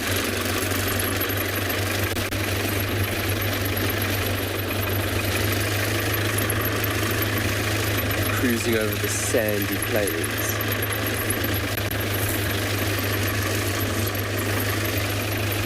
Glenn, snakes are ectothermic organisms, so we are coming to the unfavorable period for snakes.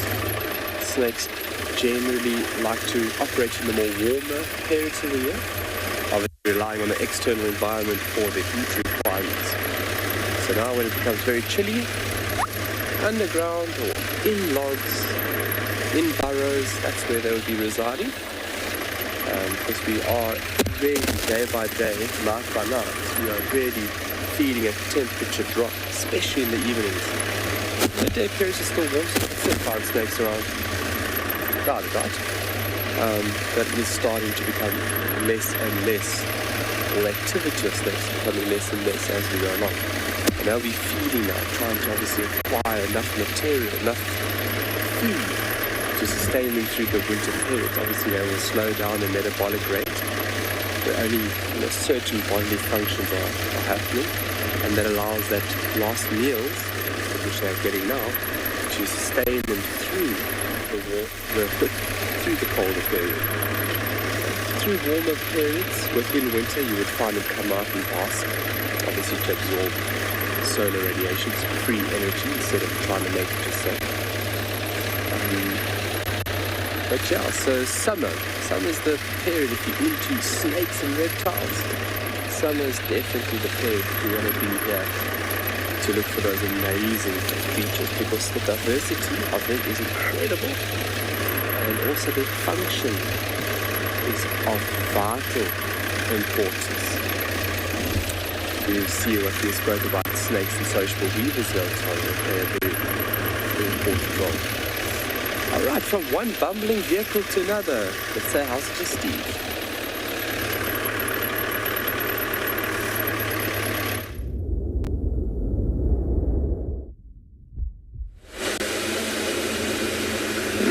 But do you have a cool orange light, Kyle? Cool orange light?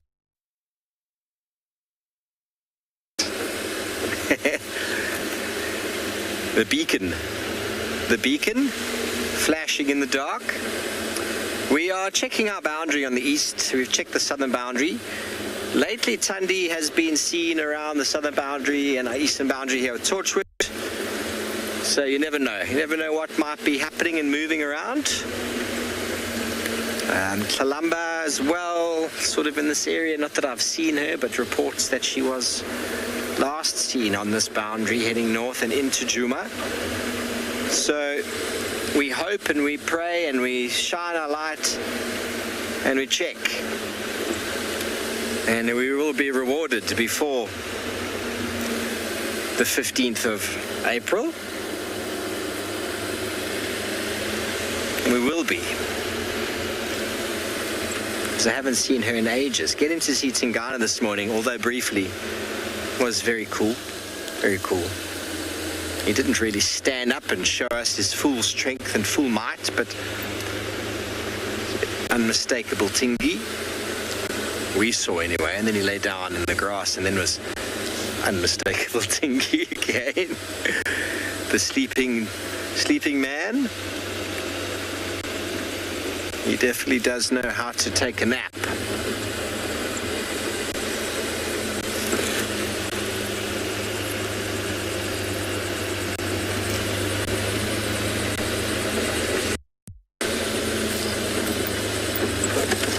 It's just some hornbills in the tree on my left over here at your 9 o'clock now, Morgan. Let's have a look at them.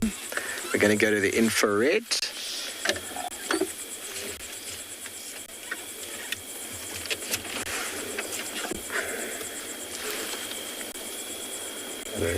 Just in a small bush, come down to the left, yeah, middle of frame.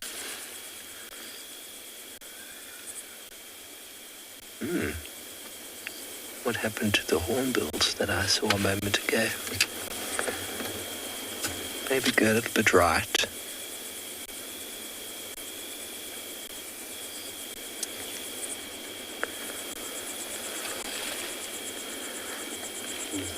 I can't see them, no. Maybe I've gone a bit further. Maybe they're just behind this bush. Anyway, they're hiding now. We'll leave them. It's nice to see them in the nocturnal infrared. Jacobin, the most popular animals.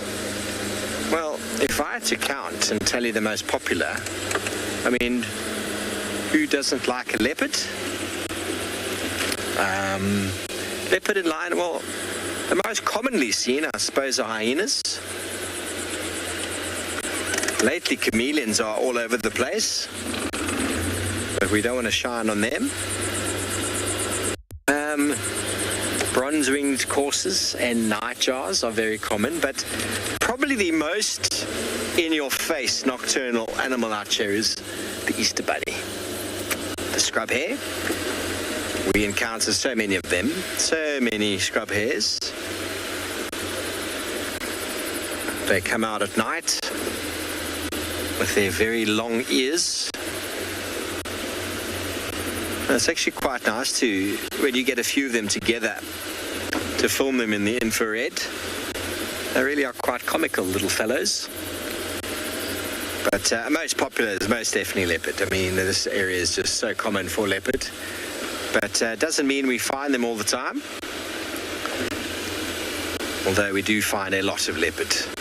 Yeah, before coming to Juma, I worked elsewhere, and I, in 3 years, saw 3, maybe 4 leopards. Yes. On my interview drive, I saw 2. So that just goes to show you, I mean, Sabi Sands is the place to come if you want to see leopards. Photographic destination for leopards. Obviously, all the other animals occur here as well, but it is very well known for its leopard population and density, leopard encounters. So we're going to find you one now because Jacobin asked us to find a leopard, and that's just the way it works. When we manifest these things, they become reality. So, Morgan, are you ready for a nocturnal spotted cat? I'm ready. Mark, you want to know why honey badgers excite me? Well, Mark, do they excite you? If they don't, you've probably never encountered any. They are tenacious, Mark. They are braver than anything you've ever encountered in your life, Mark. Can you imagine? And I've witnessed this. A honey badger of medium-sized, small little creature running into a pride of 20-odd lions. Jumped up, we're like, we're going to eat this thing, and the honey badger went, come on, come on, come on. And the lions all went, okay, you can just carry on with your day. And off he went. Didn't even break stride. Now tell me, Mark, doesn't that excite you? Honey badgers are just so cool. They're so cool. They're so tenacious. They've got, it's like a Jack Russell, you know how Jack Russells are so sort of, they think they're a huge animal inside their small body. Honey badgers are more than that. Yeah, so no animals mess with honey badgers. I've even seen videos of leopards trying to kill honey badgers, and I saw a video of a leopard catching a baby honey badger and the mum coming and just giving the leopard an absolute hiding, and the leopard thinking, hang on a second, this isn't fun. There's much easier prey out there that doesn't bite back. There was also a documentary years ago of a lady who'd obviously spent a lot of time with honey badgers, and she'd been filming one for a long time, and this one went up a tree, caught a Cape Cobra, ate the Cape Cobra. Another time it's a puff adder, the puff adder bit it, and the honey badger crawled into a ball and died. You could tell by her reaction that she thought it had died, because her camera started to shake. You could hear she was crying, and next thing, the camera came back to life, and the honey badger sort of came back from a comatose state, looked around, shook it off, ate the puff adder that had already eaten its head, ate the puff adder that bit it, and carried on its merry way. Now you tell me, Mark. I know. They're so cool. Now, I had a wonderful sighting with a honey badger searching for monitor lizard and catching it. And that was just something else to behold. Very, very, very smart animals. They got an enormous brain case where the brain sits inside the skull compared to any mammal of its size. Really, really big area for the brain.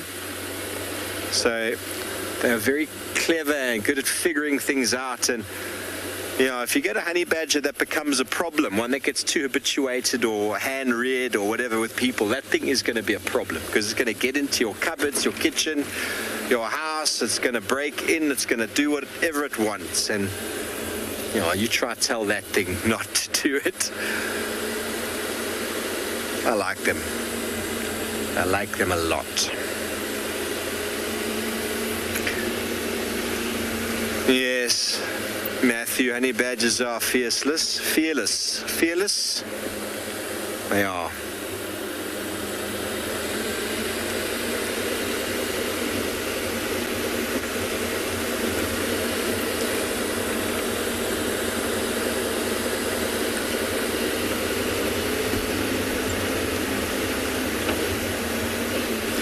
So we have had a few of them on the show, but they're not easy to film. We had 2 last night, and they just went bing across the road. Both Morgan and I kind of saw them with I saw them with my binoculars, and then we saw them, but it was too fast for the camera. Don't worry, I did scold Morgan for not being faster. I'm only joking. Morgan and I get on swimmingly. Don't we, Mr. Morgan? Yeah. Oh. He says with a doubtful tone. We do. You've got to get on with people out here. You worked quite closely with people on a vehicle for hours, searching, talking in each other's space. Amara was like that. He was with each other all day long. Jandre and I became very close. I love that man. If you don't know who Jandre is, Jandre used to be one of the cameramen, the head of camera. He's a very interesting gentleman. Jandre, if you're watching, I do love you, brother. You are a very special human being. But you get to know each other very intimately on these vehicles, especially when you spend days out in the Masai Mara, waiting for the wildebeest and zebra to cross. Very special moments, actually. Very, very special moments.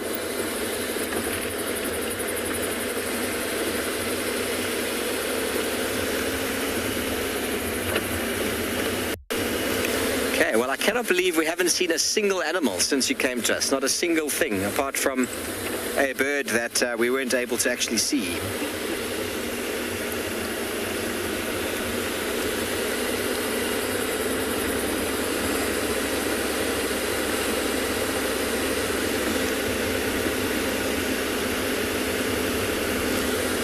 Okay, well, we're going to carry on up this road, see what we can find. Send you over to Lauren, who's doing a little bit of the same.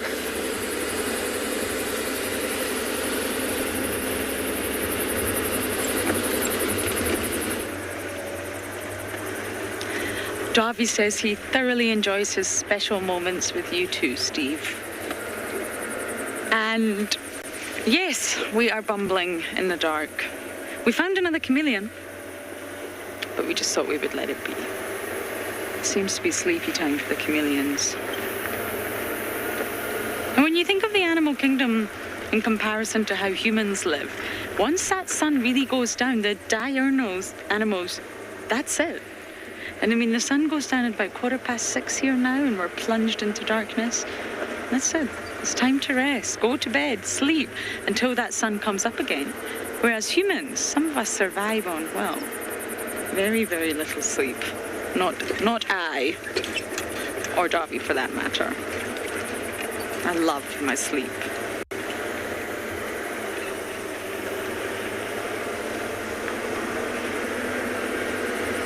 Now, someone sent me a photo of Tswalu. Thank you for that. I've not been able to open it due to signal, but apparently she really is scratched up and she's missing a part of her tail. Oh, Tswalu dear. But again, please don't get me wrong. The cats are extremely resilient and she'll be absolutely fine. She's just been in the wars. I wonder if it was fighting with the female or fighting with the male. But thank you for sending that image. I will hopefully manage to open it when we get some Wi-Fi.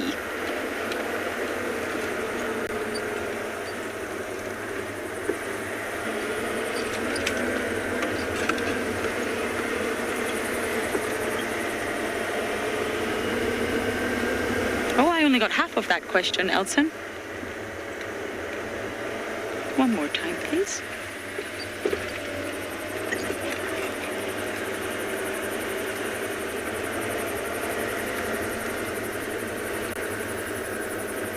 Did you get that name, Davy? Cat Swain.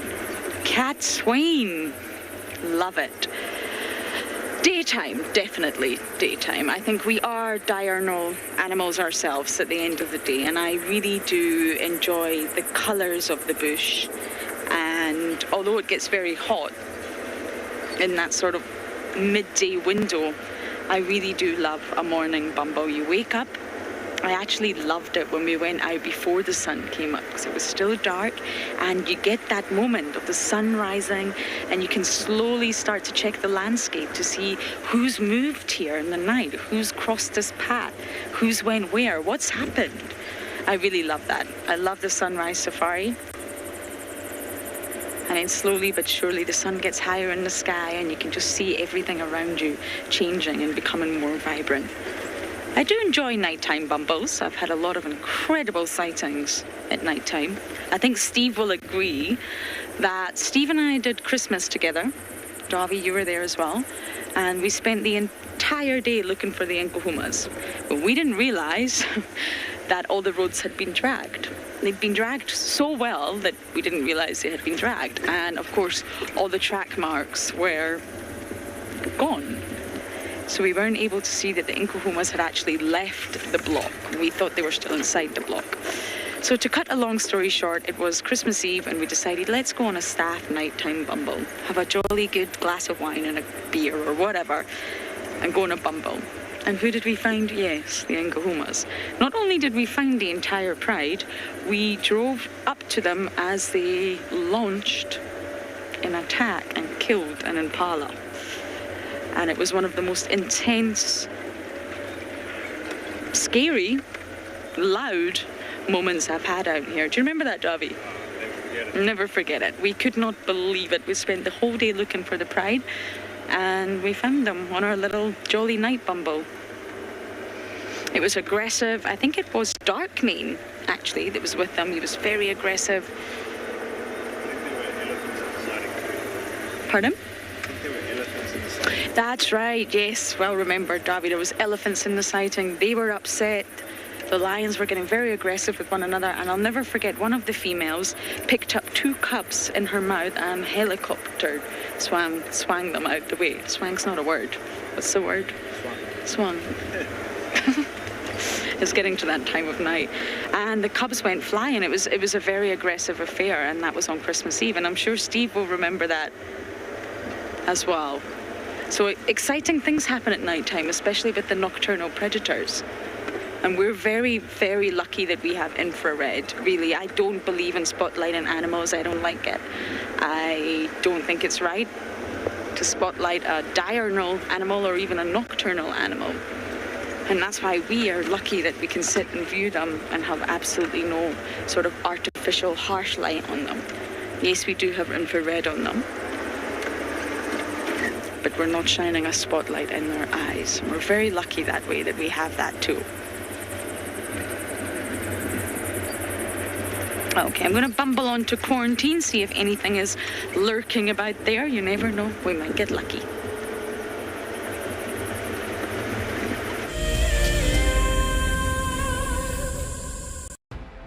In preparation for our 14th birthday, we will be lighting up a fire and heading on a special journey down memory lane. Join Lauren and Steve on the 11th of April for a sentimental look through the archives. The missing cubs have arrived! Holy moly, everyone, this is incredible stuff.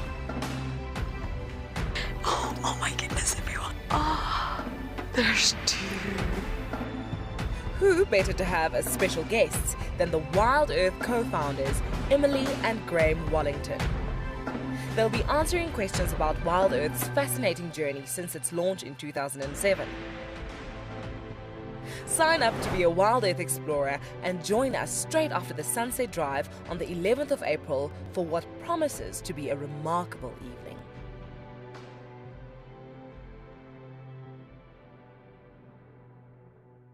Graham, I'm just going to see, there's a very good place. I want to see if we can get good signal from there. That's where I'd like to.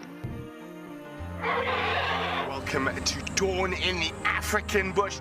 How cool is this? Can you believe it? Those cubs are now only 10 feet from us. Unbelievable. Elephants chasing wild dogs chasing elephants. Pandemonium! Watching how WildEarth has grown since 2007 has been truly remarkable. On the 27th of April this year, WildEarth will be turning 14, and we would love to hear from you. Please send us your own special birthday message, which we can share with the rest of the WildEarth family. Maybe you can tell us why you started watching WildEarth, what WildEarth means to you, or you could just send us a very happy birthday. Don't forget, when you want to film yourself, to hold your phone sideways to get the best angle. When you are ready, you can email your videos through to birthday@wildearth.tv. Hi, my name is Tristan Dix, and I am a guide here at Djuma Private Game Reserve for WildEarth.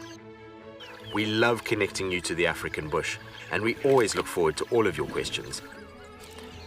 If you want to ask a question on WildEarth, you'll need to register on the website.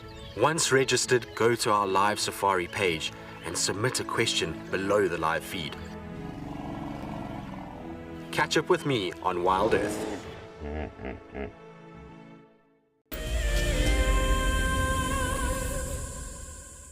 Now, it's always important to check on the impala in quarantine. We've had a lot of sightings on quarantine where the impala really do give the game away. Alarm calls, even just stotting away. Once you see those impala stotting, bam, you know there's wild dogs around. But right now what's happening is very confusing. The males are confusing themselves, they're confusing the females are confused, and ultimately the guides are confused. And this is, of course, because rutting season has started. Slowly, it's not in full swing yet, but it's started. And it only feels like a handful of months ago that rutting season of last year was happening. Time has actually flown by. And we'll go through the cycle again, the domino effect. Then most of the ewes will get pregnant, and then of course they all drop their lambs roughly in the same time period, flooding the market. And it's a really great survival strategy for the impalas. If you think about it, one impala might have a lamb, and then of course all the predators will go after that. And then the other impala has a lamb, predators will go after that. But if all the impalas have lambs at the same time, there's far too many for the predators to actually make a dent in that small population of lambs. They try. And therefore it gives the lambs a much better chance at success, at survival. But the males have to be very careful. Generally they lose condition during the rutting season. And they're so focused on the ladies, of course, and being dominant, keeping other males out, that they really don't focus so much on eating and drinking. And they lose a lot of condition, they lose a lot of body weight, muscle mass, and very often it'll be the rams that are plucked off by the predators during the rutting season.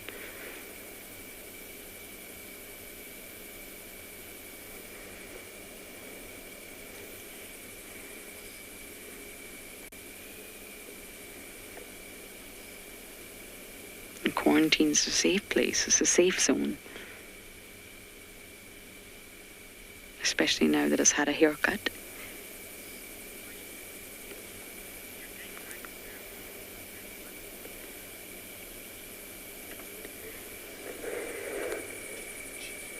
KG, yes they can. You will see impala males, the rams, with snapped horns, broken horns, sometimes missing an entire horn. And a very horrible sighting that was on the dark web of a male impala with an entire horn through his eye. Yes, it's not very pleasant. So it's obviously snapped off another male and went into his skull. So they really do fight. Generally, they want to avoid death, of course. But it can result in fatalities. And that's sadly what happened with Trishala the other night. But from what I can see, this is a young boy. The younger boys will not be sort of participating in the rutting season. They'll be avoiding the bigger rams with the much larger horns. And we watched this morning, it was hilarious, we watched a ram flimming, grimacing his way through the herd and trying to find a female that's possibly starting her estrus cycle. And the ladies were not impressed.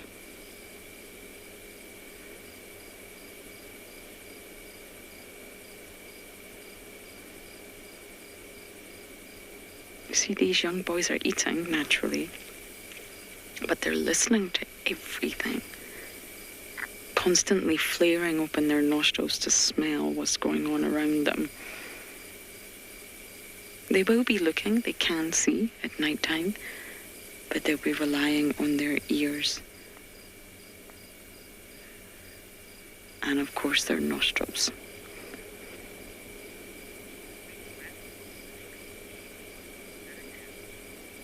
Okay, we're going to continue our search around quarantine, and I believe Steve has made his way to a dam.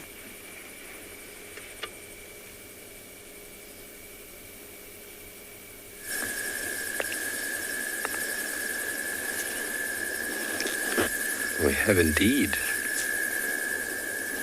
Always nice to come to watering holes and just have a little scan, see if there's anything out and about.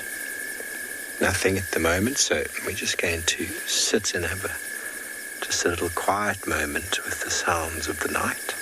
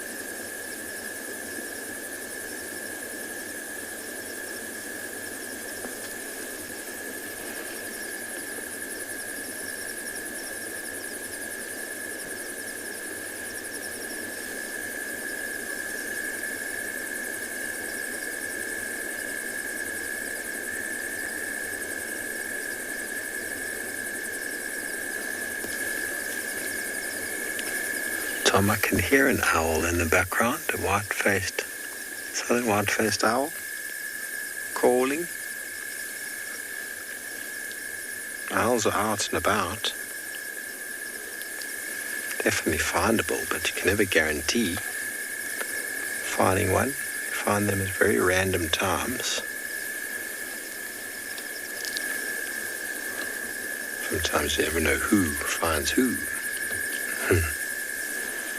Elizabeth's loving the background choir.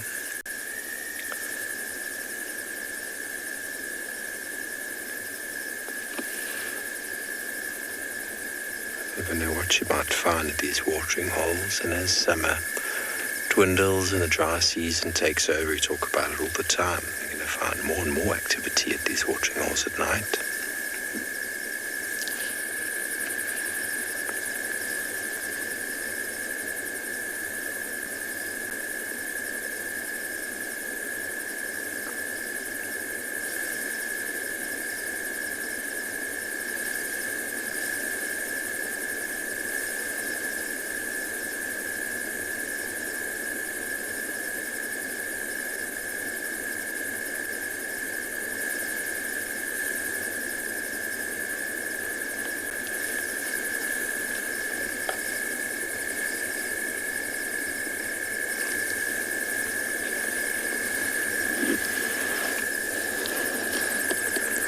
Sam, there's very likely catfish, maybe some tilapia. I found some tilapia downstream of this watering hole that probably came from upstream.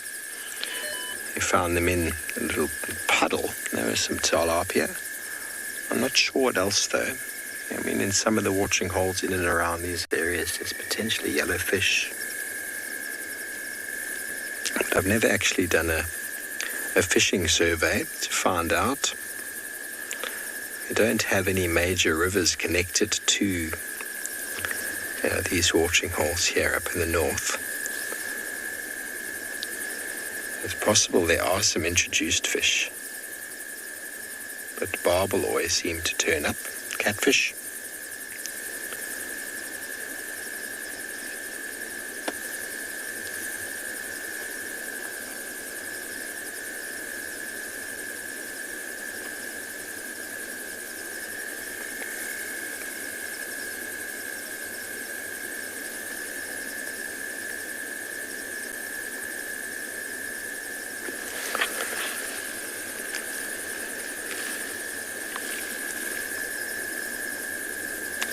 Shall we soldier on?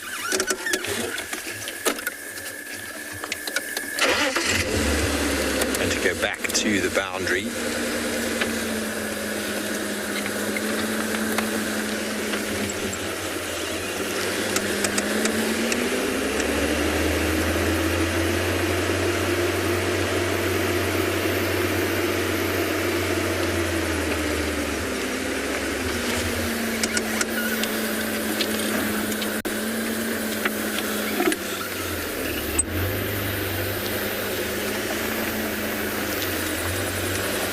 We're going to hit the northern boundary, see what we can find, and send you over to andBeyond and Ngala.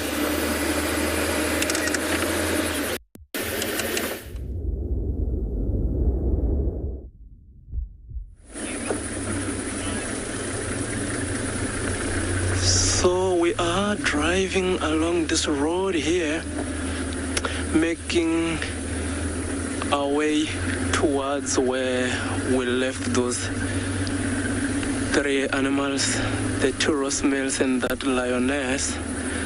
So hopefully we'll still find them somewhere close to that area and very active. So the last update that I got was that the two brothers were a little bit mobile from their previous position, but there was no visual of that lioness. So that's where we're making our way. Hopefully we'll be able to catch up with those two brothers while they are doing something, maybe a bit of hunting or even patrolling territories. Because at this time of the night, that is when these animals will be very active. They will try, or they will sort of patrol their territories. But also that being mentioned, much as they will be patrolling some territories, when an opportunity for a hunt presents itself, they will definitely try and grab it. So it will be very interesting to see when we get to that area, to see what these males will be up to.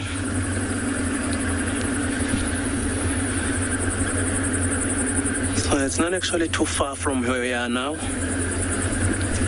In a couple of minutes we'll be in that area. So it will be quite nice when we get there. If maybe they're in the move, we try and keep up with them. See what they get up to.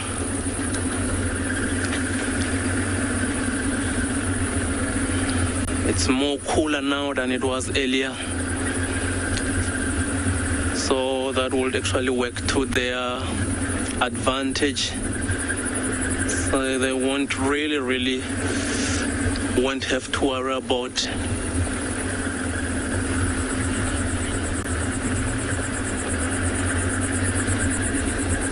a good question, Mike. I've been guiding for the past 2 years now,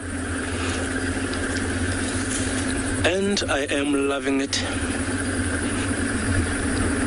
I've been in the bush for the past 14 years,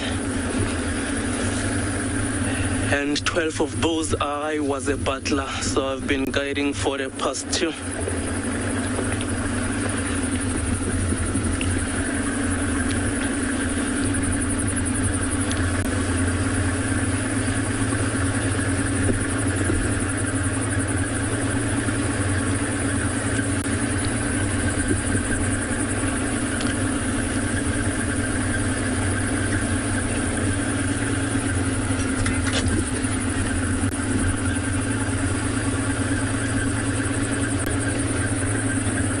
Thank you for that question, Jesse. So you would like to know what's my favorite nocturnal animals? A leopard amongst others. I love leopards. I know leopards, you would be able to see those during the day. But like these lions we are hoping to go view, they are nocturnal actually, so they are very active at night. So yeah, I really love leopards. At this time of the year that the bush is this thick, we struggle finding these leopards, but we do see them occasionally. Also they do blend well with these grasses, so it's more being at the right place at the right time. But yeah, I think leopards will happen to be my favorite nocturnal animals.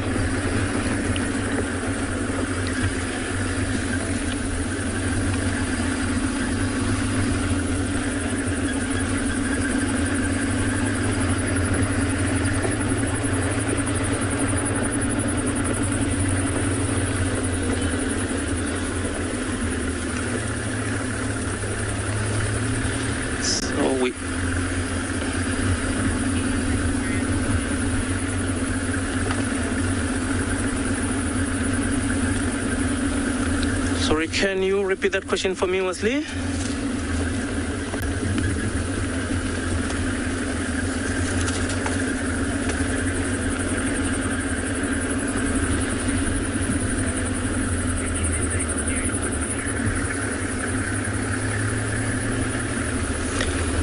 Yes, Wesley, I have experienced a hunt at night, more than one actually, but none of them were successful.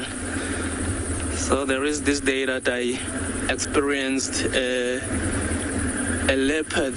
So it was stalking these impalas out in the open, but she lost cover. And then those impalas, I'm not sure whether they just could smell him or they just saw him.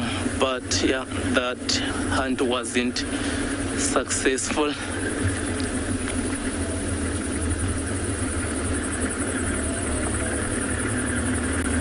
But it would have been nice to see a successful hunt at night. Now that I am in the bush, you won't be able to rule that out. Someday we'll be able to see hunts that are actually successful.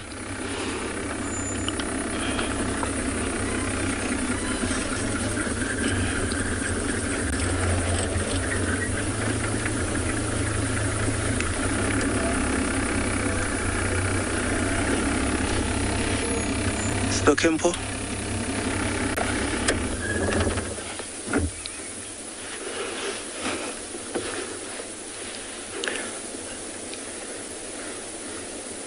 Look at what we've got for you here. One of the two roast males. So remember I mentioned earlier that we got updates of these animals moving together, but it looks like couple of minutes after that they separated. So here is the one brother here, and as you can see, he is lying down, not necessarily patrolling his territories. So from what I heard, the other brother is actually not too far from here.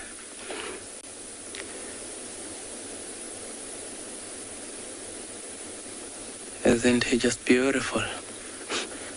So I think let's stick with him here.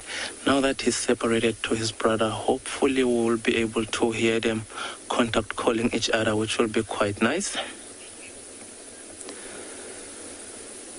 So I'm not sure yet where the other brother is. We'll stick with this one for a while, see what he gets up to.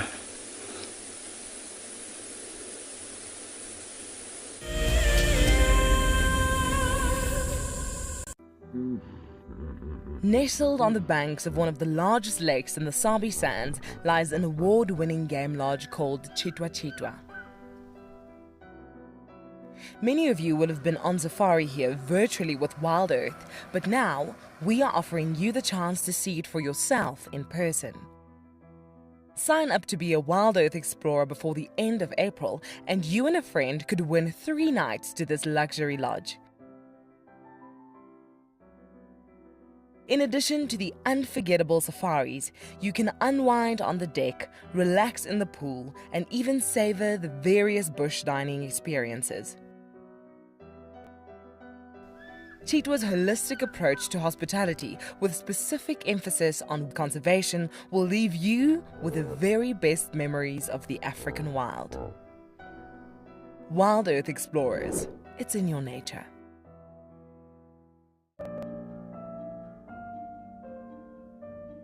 With a slew of potential dangers lurking, it's essential to be aware of your surroundings whilst walking in the wilderness.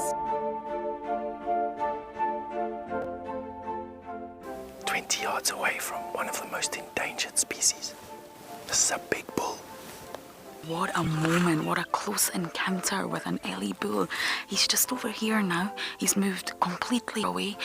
Being on a bushwalk and seeing a leopard, I mean, it's ridiculous to be this close to a leopard on foot and for him not to run is absolutely insane. How crazy was that? Through the gap there is just the back of the head of a male lion. He is absolutely unaware that we are here right now. I tell you, seeing lions on foot, it definitely brings out the caveman in you, this little scared human being. I'm Nikki here at andBeyond in Ngala in South Africa. I love getting questions from viewers about all the small things within the environment and how it all is integrated with one another. If you want to ask me any questions, please simply register with the WildEarth website, head across to the Live Safari page and then post your questions there. I'm looking forward to chatting to you on my next WildEarth drive.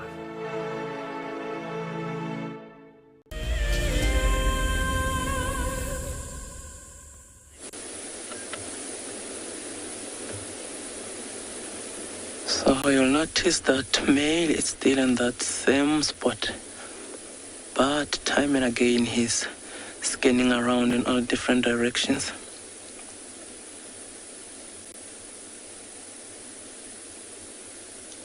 So the last time we saw him and his brother, they didn't look that full at all.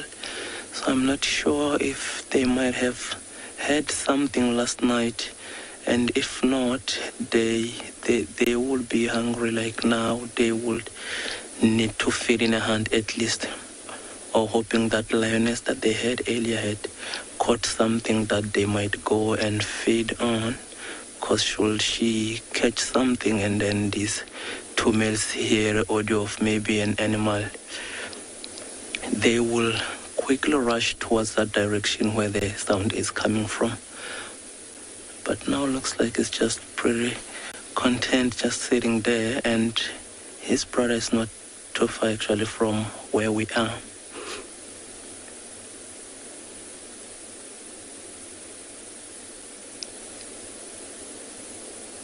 So hopefully they might join each other, start with their territory patrol, and then feed a hunt in between, or even make their way towards where those other Pride members are.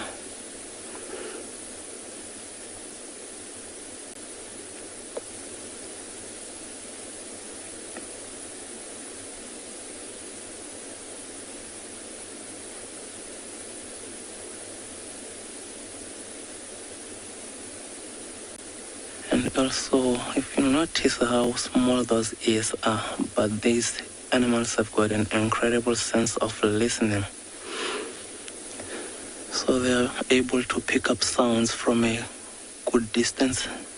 And if they hear something from a certain direction, you will see him like raising his head, looking towards the direction where the sound is coming from, try and make an investigation of what might be happening.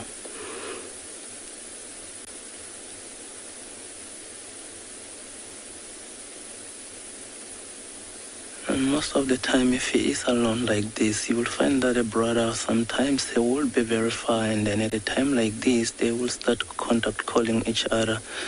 And much as it will be from a distance, they will be able to hear each other like that.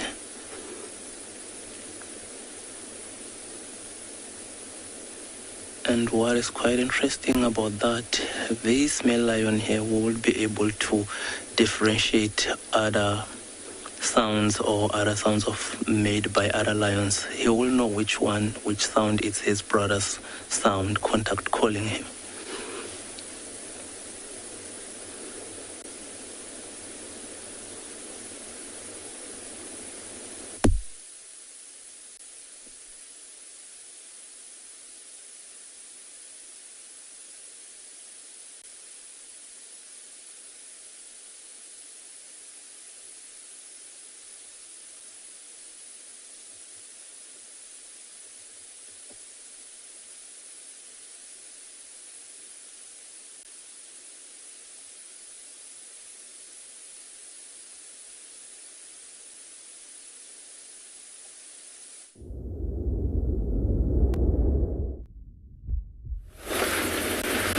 Welcome back to Juma, everybody. It's been pretty quiet out. Nice and fresh though. This is exactly where we saw the honey badgers last night. They darted across the road. I've been seeing tracks of two up and about.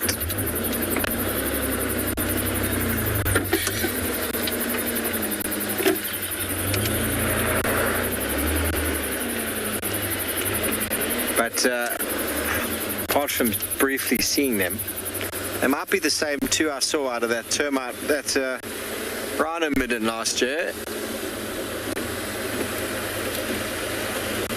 They definitely weren't sticking around.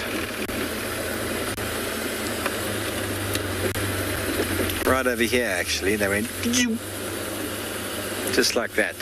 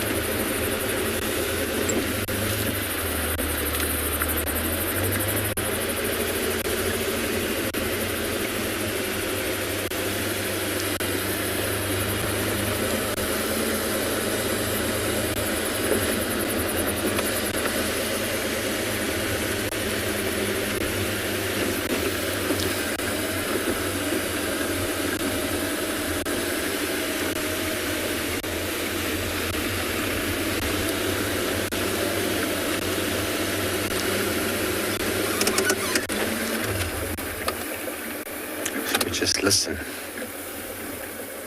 Nice to come to the open area here of quarantine and just have a listen.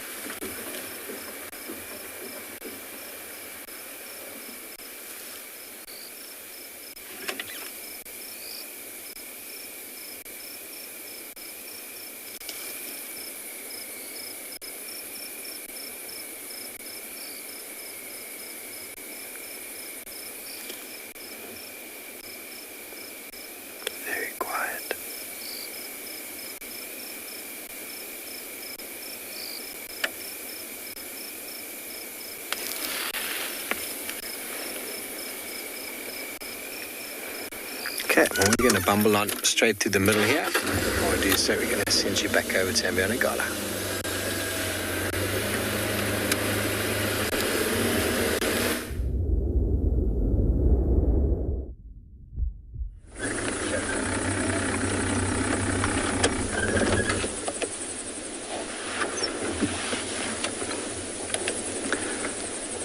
So it looks like our lion has gone flat static in those grasses.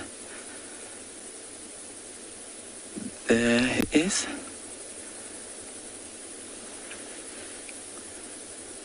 I almost thought he had walked to join the brother, but it looks like he just went flat on these grasses over there.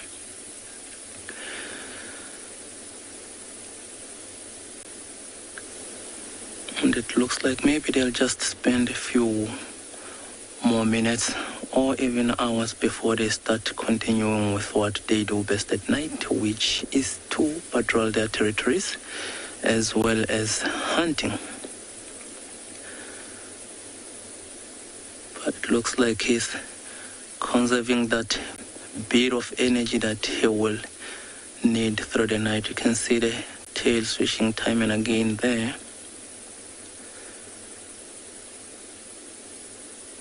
It would have been quite nice to experience or see if they had started contact calling with their brother, vocalizing, much as that serves to contact call his brother, but it also... So I would like to say thank you very much to all our loyal viewers for tuning in this afternoon. And thank you to the other stations as well. And we would like you to join us tomorrow morning for sunrise safaris. Until then.